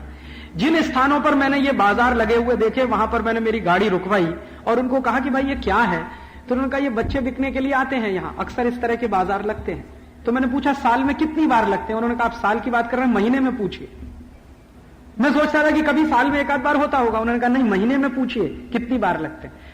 अब मुझे क्या हुआ कि एक माँ बाप जो अपने बच्चे को बेचने के लिए बैठे थे, प्रतीक्षा करते थे, बाजू में बच्चे के गले में तख्ती लटकी थी, 55 रुपए का उसका रेट था, 13-14 साल का लड़का था। मैंने उसके बाप को जाके पूछा, मेरे साथ एक कार्यकर्ता था जो उड़िया भाषा जानता है, तो मैंने उसको कहा इसको उड़िया भाषा में पूछो कि ये अपने बच्चे को क्यों बेचना चाहता है। तो उसने पूछा, तो उसके बाप ने जवाब दिया कि मेरे घर में खाने को 2 समय रोटी नहीं है, इसको मैं क्या खिलाऊं। तो मैं इसको इसलिए बेचना चाहता हूं कि कोई अमीर आदमी इसको खरीद ले जाए, कम से कम खाने के लिए तो रोज देगा इसको, भले ही वो इसको गुलाम बनाकर रखे, इससे मुझे कोई चिंता नहीं, लेकिन ये ले जाए मेरे घर में से। ऐसी स्थिति के वहां मां बाप है।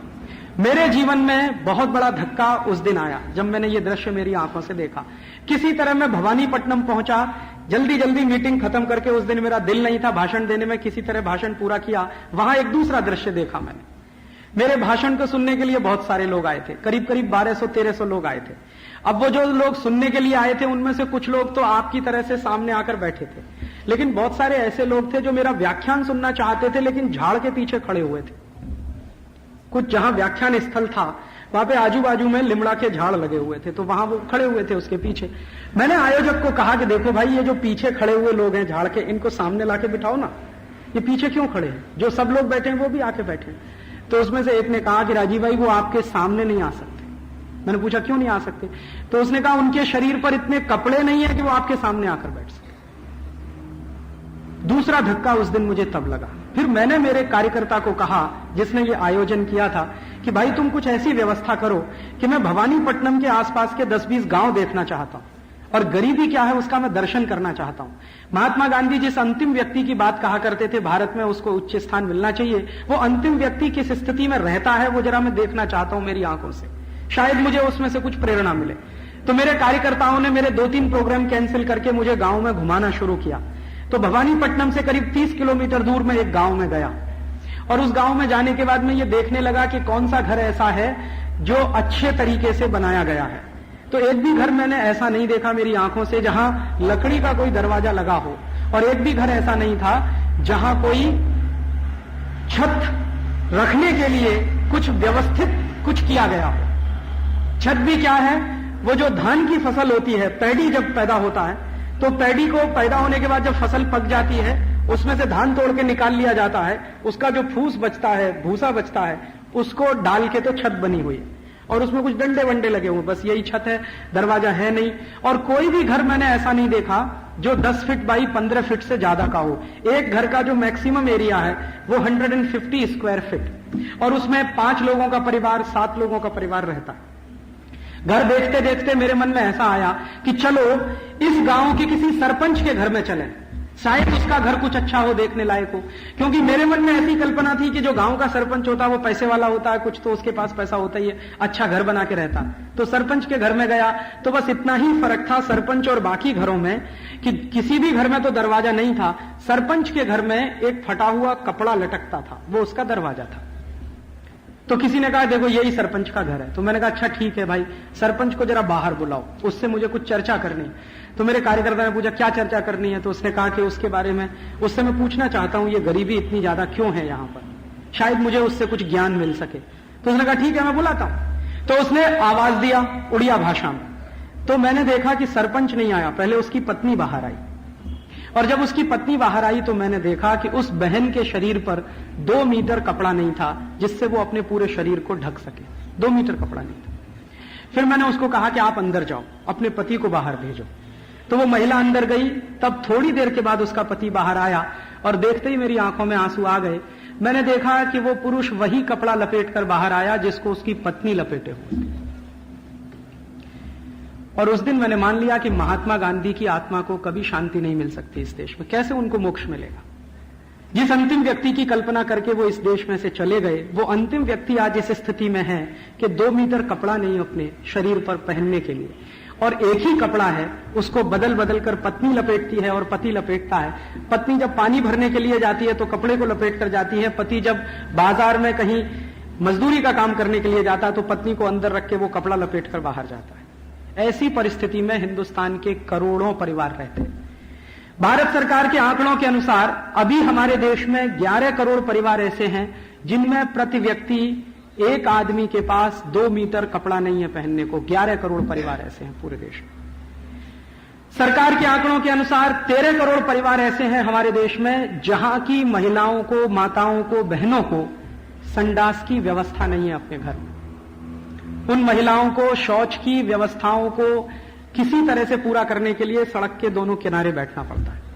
और मैं भारत के गांव-गांव में जाता हूं तो सबसे ज्यादा कोई मुझे, मेरा कार्यकर्ता पूछता है कि राजीव भाई आपको सबसे ज्यादा तकलीफ किस बात से होती है, तो मुझे सबसे ज्यादा तकलीफ उस समय होती है कि जब मैं किसी गांव में घुस रहा होता हूं, मेरी गाड़ी की हेडलाइट सड़क के दोनों किनारे पड़ती है और बहुत सारी महिलाओं को उठ जाना पड़ता है।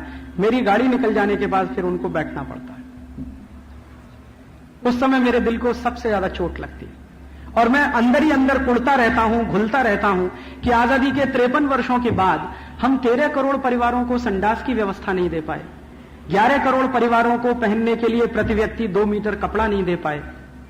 हमारे हिंदुस्तान में अभी भी कुल परिवारों की संख्या 22 से 23 करोड़ है। थोड़ा लिबरल एस्टीमेट अगर लगाया जाए तो कुल परिवारों की संख्या भारत में 25 करोड़ है।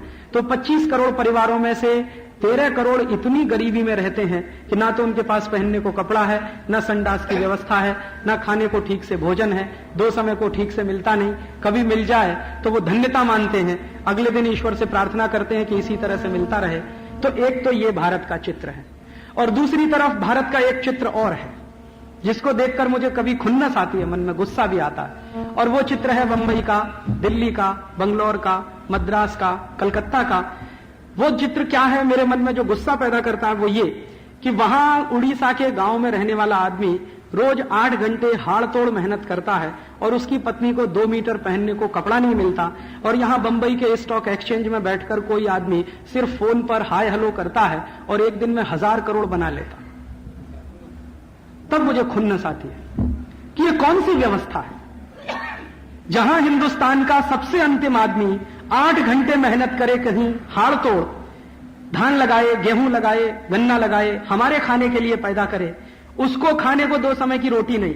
सबसे ज्यादा मेहनत होती है खेती के काम में, उससे ज्यादा मेहनत का काम दुनिया में कोई दूसरा नहीं। सबसे ज्यादा स्किल्ड वर्क है दुनिया में वो खेती का काम है, उससे ज्यादा स्किल्ड दुनिया में कोई काम नहीं। तो उसको 8 घंटे भयंकर मेहनत करने के बाद भी 2 समय खाने को ना मिले, पहनने को ना मिले, उसकी पत्नी को संडास के लिए बाथरूम ना मिले, और दूसरी तरफ यहां फोन पर कुछ इधर उधर करके एक आदमी 1000 करोड़ बनाए, 2000 करोड़ बनाए, 5000 करोड़ बनाए।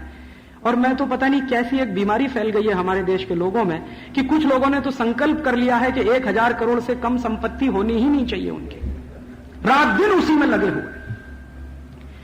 पूरी जिंदगी का उनका एक टारगेट है कि मेरे पास 1000 करोड़ की प्रॉपर्टी, किसी ने बना रखा है 5000 करोड़ की प्रॉपर्टी, किसी ने बना रखा है 10,000 करोड़ की प्रॉपर्टी। और ये लोग जो 1000 करोड़, 2000 करोड़, 5000 करोड़, 10,000 करोड़ बना रहे हैं, उनको ये नहीं मालूम है कि ये सबका सब एक दिन में ध्वस्त हो सकता है कच्छ की तरह से।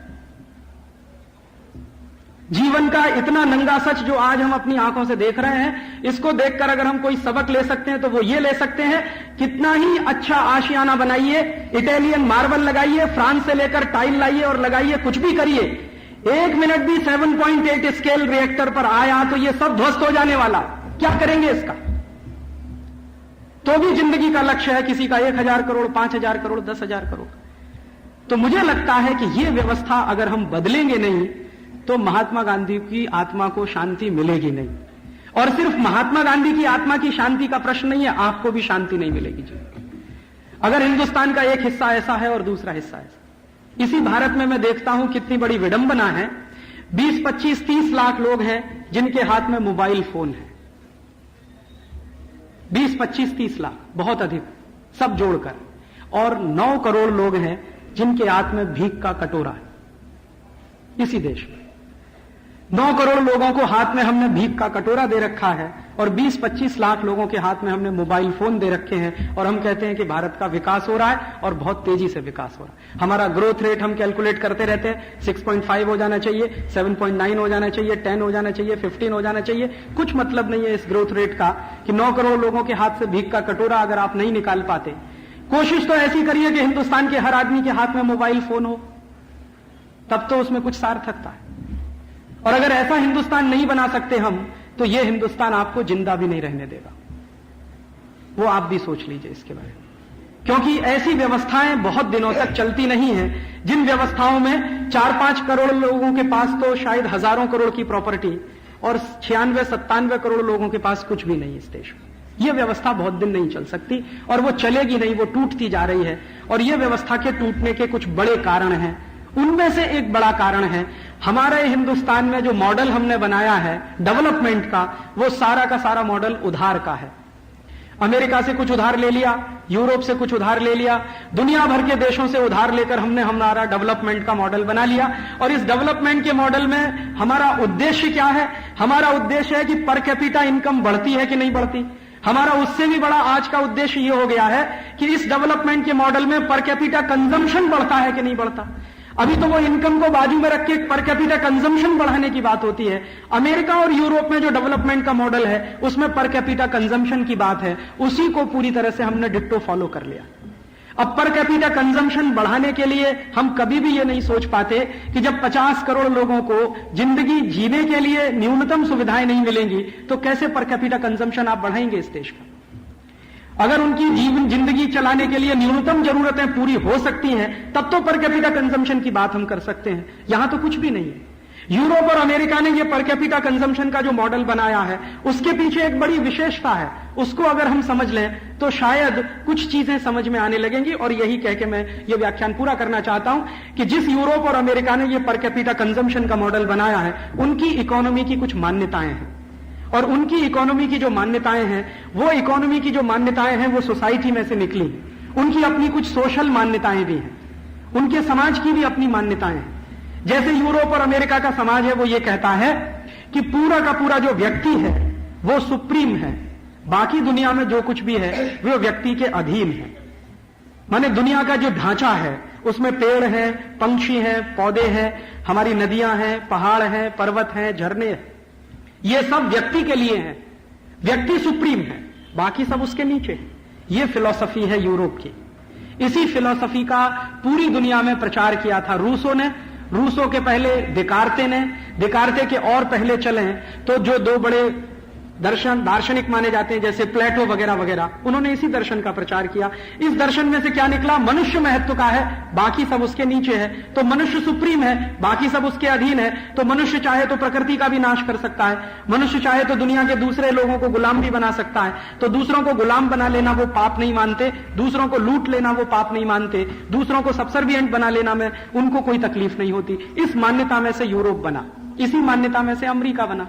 अब हमने भारत के बारे में कभी सोचा नहीं कि अगर हम यूरोप और अमेरिका का मॉडल अपनाना चाहते हैं तो हमको हमारी मान्यता के बारे में सोचना चाहिए। हमारी मान्यता में क्या है? व्यक्ति सुप्रीम नहीं है। हम ऐसा मानते हैं कि ये जो पूरा पर्यावरण है, ये जो प्रकृति है, इस पूरे पर्यावरण में जो भी कुछ हमको दिखाई दे रहा है उनमें से कोई भी सुप्रीम नहीं है, सब बराबर है। हम चींटी को, मक्खी को, मच्छर को, गाय को, बैल को, बकरी को, भैंस को या किसी भी दूसरी चीज को मनुष्य से ऊपर नहीं मानते। सांख्य दर्शन में एक श्लोक है और ऋग्वेद में भी एक श्लोक है, दोनों में स्पष्ट कहा गया है कि जो जीव हैं, जो जंतु हैं और मनुष्य हैं, ये सब समकक्ष है। तो हमारी मान्यता सबको बराबर मानने की है। तो हमने बराबरी की मान्यता रखी है और उन्होंने मनुष्य को सुप्रीम बनाया है। अब हमने चूंकि बराबरी की मान्यता रखी है इसलिए उसी में से यह कल्पना भी निकली है कि भाई प्रकृति का नाश मत करो क्योंकि प्रकृति किसी मनुष्य के अधीन नहीं है। जीव जंतुओं का नाश मत करो क्योंकि ये जीव जंतु किसी के अधीन नहीं है। भले ही वो कमजोर है या ताकतवर है, इसका बहस हमने कभी नहीं चलाया। यूरोप और अमेरिका में ये जो इकोनॉमी आई है, जिस इकोनॉमी के आधार पर वहां सब कुछ चलता है, उसका एक बेसिक प्रिंसिपल है और वो प्रिंसिपल है सर्वाइवल ऑफ द फिटेस्ट। आप अगर समझने की कोशिश करो यूरोप और अमेरिका को तो वहां एक ही सिद्धांत है, वो सिद्धांत है सर्वाइवल ऑफ द फिटेस्ट। माने जो ताकतवर है उसी को जिंदा रहने का अधिकार है, जो कमजोर है उसको मर जाना चाहिए या ताकतवर का गुलाम बन जाना चाहिए। भारत की जो फिलॉसफी है वो इसके ठीक उल्टी है। भारत की फिलॉसफी है सर्वाइवल ऑफ द वीकेस्ट। हमने जो फिलॉसफी बनाई है वो फिलॉसफी है सर्वाइवल ऑफ द वीकेस्ट। या बल्कि मैं एक कदम आगे जाकर कहूं तो भारत का जो जैन दर्शन है, बौद्ध दर्शन है या जो पारंपरिक हिंदू दर्शन है, उन तीनों को अगर एक वाक्य में लाना हो तो हमारी फिलॉसफी है survival of the all including the weakest. और यूरोप और अमेरिका की फिलॉसफी है सर्वाइवल ऑफ द फिटेस्ट। हम मानते हैं survival of the all including the weakest, और वो मानते ही नहीं कि वीकेस्ट के लिए कुछ होना। तो उनके जो मॉडल है उनमें गरीबों के लिए, मुफलिसों के लिए, बेकारों के लिए, मर जाने वाले लोगों के लिए कोई स्थान नहीं है। मरते हैं तो मर जाएं। अमेरिका को बनाने में 10-11 करोड़ रेड इंडियंस मर गए, किसी को अफसोस नहीं है इस बात का।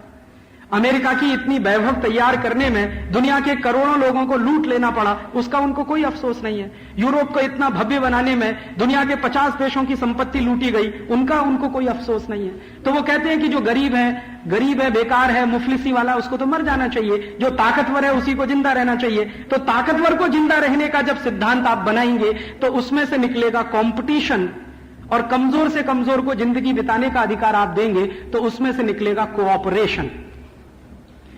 भारतीय जो सभ्यता है वो कोऑपरेशन प्रधान है, अमेरिकन और यूरोपियन जो सभ्यता है वो कंपटीशन प्रधान है। अब हम फंस गए हैं कंपटीशन प्रधान सभ्यता में, जबकि हम रहते हैं कोऑपरेशन प्रधान सोसाइटी में। हमारी जिंदगी का कॉन्ट्रडिक्शन देखिए, जिंदगी की कितनी बड़ी डाइकोटोमी में हम हैं कि मान्यता हमारी कंपटीशन वाली है और रहने की जगह कोऑपरेशन वाली है। कैसे चलेगी ये व्यवस्था? और चूंकि हमने कंपटीशन प्रधान मान्यता को अपने दिमाग में भर लिया और यह माना कि बिना कंपटीशन के डेवलपमेंट नहीं होता, मैं ये कहता हूं कि भारतीयता में बिना कोऑपरेशन के डेवलपमेंट नहीं हो सकता।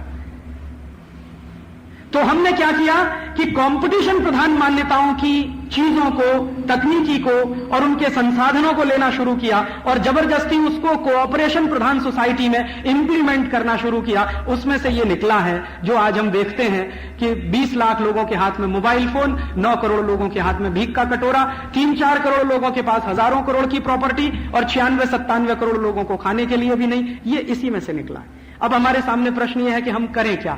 तो महात्मा गांधी को अगर सच्ची श्रद्धांजलि हम देना चाहते हैं तो ये करें। गांधी जी कहते थे कि किसी भी देश की इकोनॉमी उस देश की मान्यताओं के आधार पर अगर बनेगी तो सस्टेनेबल होगी, और उस देश की मान्यताओं के विरुद्ध कोई मान्यताओं को आयात करके बनेगी तो सस्टेनेबल नहीं होगी। हम अगर हमारी इकोनॉमी को सस्टेनेबल बनाना चाहते हैं तो अपनी मान्यताओं के हिसाब से नया स्ट्रक्चर खड़ा करना पड़ेगा जिसमें कोऑपरेशन की प्रधानता होगी, कंपटीशन की नहीं।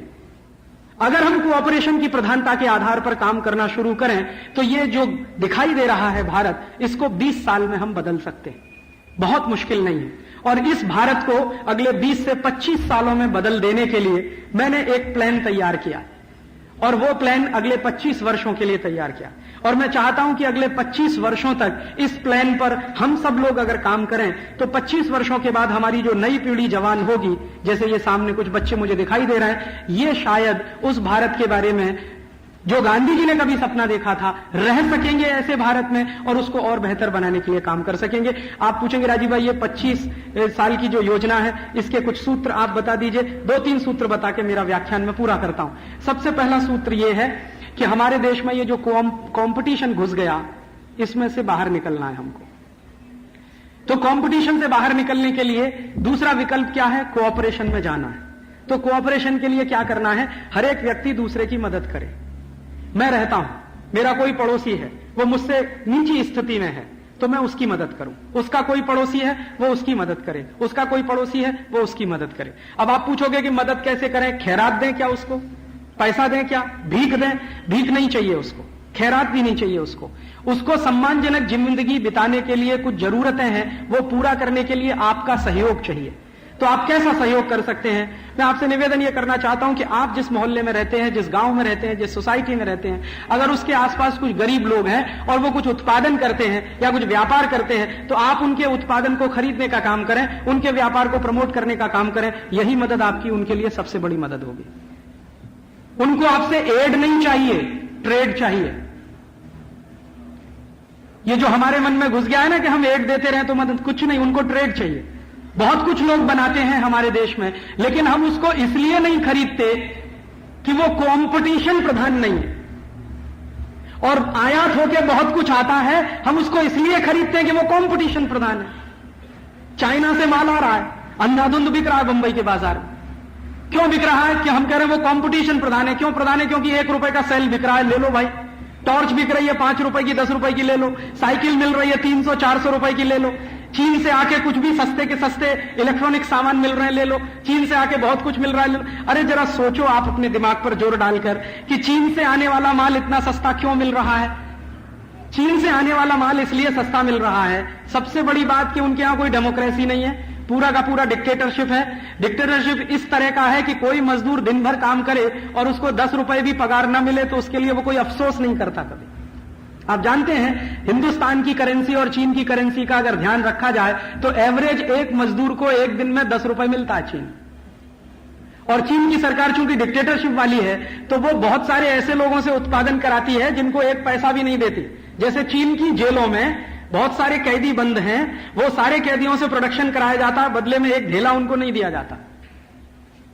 और दूसरा, चीन ने यह संकल्प किया है कि हिंदुस्तान के मार्केट को तोड़ देना है, तो चीन की सरकार ने अपने बहुत सारे प्रोडक्ट पर एक्सपोर्ट सब्सिडी बढ़ा दिया और एक्सपोर्ट सब्सिडी बढ़ाकर उन्होंने तीसरा एक बेहतरीन काम और किया है कि जो चीन में बनने वाला माल दुनिया के किसी भी देश में एक्सपोर्ट होगा उस पर लोकल टैक्सेस भी माफ।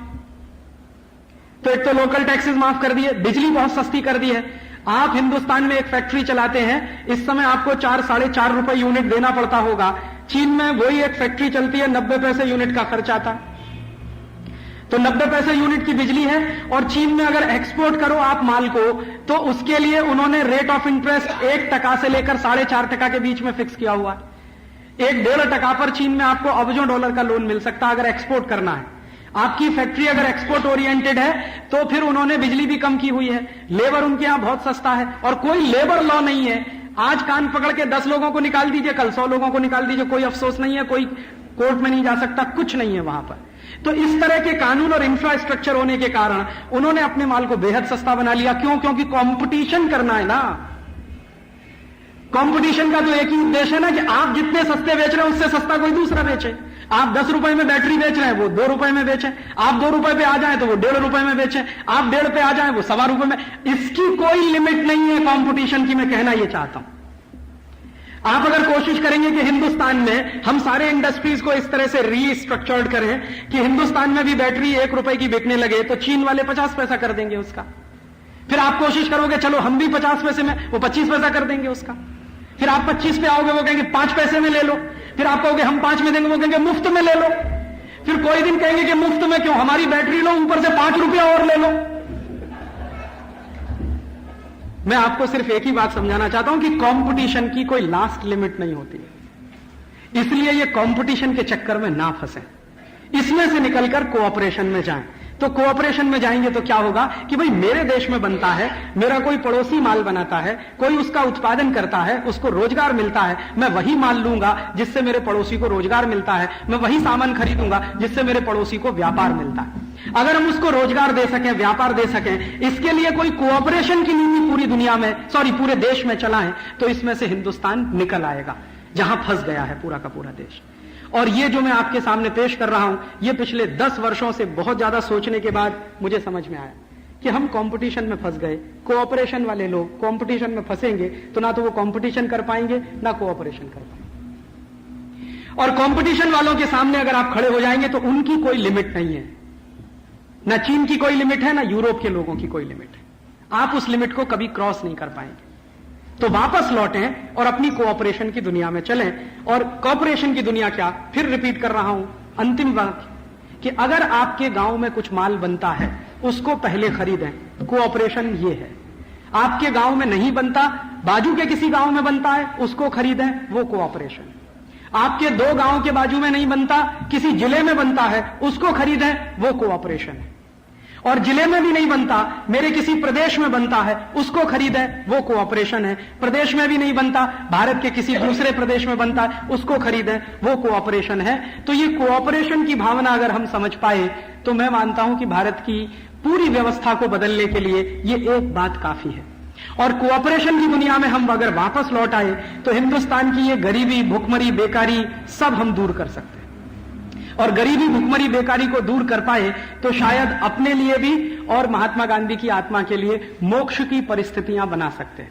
तो मोक्ष की परिस्थिति बनाने के लिए सिर्फ मैं इतना ही कहना चाहता था। गांधी जी ने 11 व्रत दिए, उनमें से एक व्रत है स्वदेशी। वो स्वदेशी का व्रत इसी कोऑपरेशन के सिद्धांत पर टिका हुआ है। तो आज आप इस हॉल से जब उठकर जाएं तो अपने मन में ये संकल्प लेकर जाएं कि गांधी जी ने जो स्वदेशी का व्रत हमें दिया कोऑपरेटिव सोसाइटी बनाने के लिए, वो सोसाइटी बनाने के लिए हम हमारे जीवन में स्वदेशी का संकल्प करेंगे और इन विदेशियों का बहिष्कार करेंगे। वस्तुओं के स्तर पर जब आप बहिष्कार करने का संकल्प कर लेंगे तो अपने जीवन में ऐसा कुछ करिए कि गलती से भी कोई चाइनीज प्रोडक्ट मत खरीदिए, उसकी जगह कोई भारतीय वस्तु ही खरीदिए।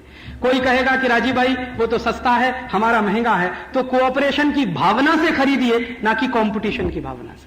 भले ही हमारे देश का कोई प्रोडक्ट महंगा है, लेकिन यह मानकर खरीदिए कि यह प्रोडक्ट खरीदने से मैं किसी गरीब आदमी को रोजगार दे रहा हूं, यह प्रोडक्ट खरीदने से मैं किसी को व्यापार दे रहा हूं, यह प्रोडक्ट खरीदने से मैं किसी को गरीबी से बाहर लाने की कोशिश कर रहा हूं। अन्यथा क्या होगा, आप सब लोगों ने विदेशी माल जैसे खरीदना शुरू किया है, हिंदुस्तान के 4,62,000 उद्योग बंद हो गए।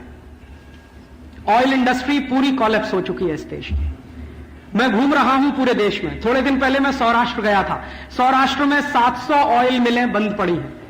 जहां शिंग तेल निकलता था, नारियल का तेल निकलता था, वो सब इंडस्ट्रीज बंद है क्योंकि विदेशी पाम तेल बिक रहा है। और पाम तेल क्यों बिक रहा है? क्योंकि कंपटीशन में है। कंपटीशन में क्या है? 20 रुपए लीटर का है। हमारा जो मूंगफली का तेल है, शिंग तेल है, वो नहीं बिक रहा है क्योंकि वो 40 रुपए लीटर का। तो कंपटीशन में चल के पाम तेल हम खरीद रहे हैं, शिंग तेल नहीं बिक रहा है। सब इंडस्ट्रीज बंद हो रही है। और सिर्फ ऑयल इंडस्ट्रीज ही बंद नहीं हो रही है, टेक्सटाइल इंडस्ट्री भी बंद हो रही है।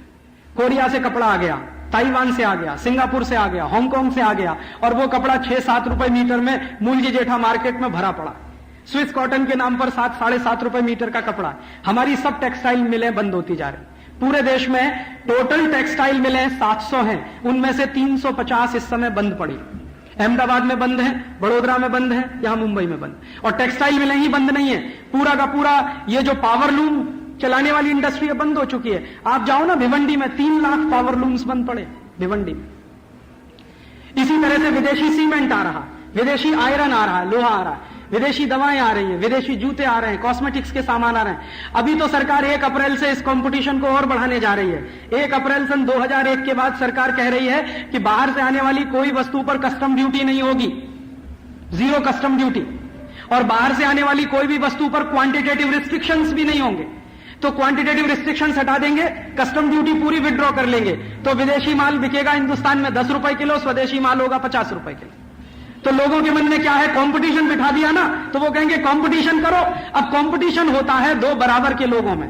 आप इस बात को ध्यान कर लीजिए। अगर चीन का कोई माल भारत में आकर बिकता है और चीन में उस माल का उत्पादन करने के लिए 90 पैसे यूनिट की बिजली है, 1.5% के रेट पर उनको 1.5% के ब्याज पर अरबों डॉलर का लोन है और 100% एक्सपोर्ट की सब्सिडी है, तो अगर यही फैसिलिटीज भारत में नहीं है तो कैसे कंपटीशन करेंगे? यूरोप और अमेरिका की कंपनियां आ रही हैं। अमेरिका में जानते हैं मैक्सिमम रेट ऑफ इंटरेस्ट इस समय 4.5%। तो 4.5% के रेट पर अरबों डॉलर का लोन वो लेकर आए और हिंदुस्तान के किसी उद्योगपति को कर्ज लेने के लिए कम से कम तो 12, 13, 14% ब्याज देना पड़े, तो 1.5% का ब्याज और 4.5% का, और यहां का ब्याज 12%, 13%, 15% का, दोनों में कभी कंपटीशन होगा क्या? विदेशी कंपनियां आती हैं, उनको 10 साल के लिए टैक्स हॉलिडे, और आपके ऊपर 43 डिपार्टमेंट बिठा दिए सरकार ने जो रोज आपका खून पीने थे। हिंदुस्तान में एक फैक्ट्री आप चलाइए, एक दिन मैं हिसाब जोड़ रहा था,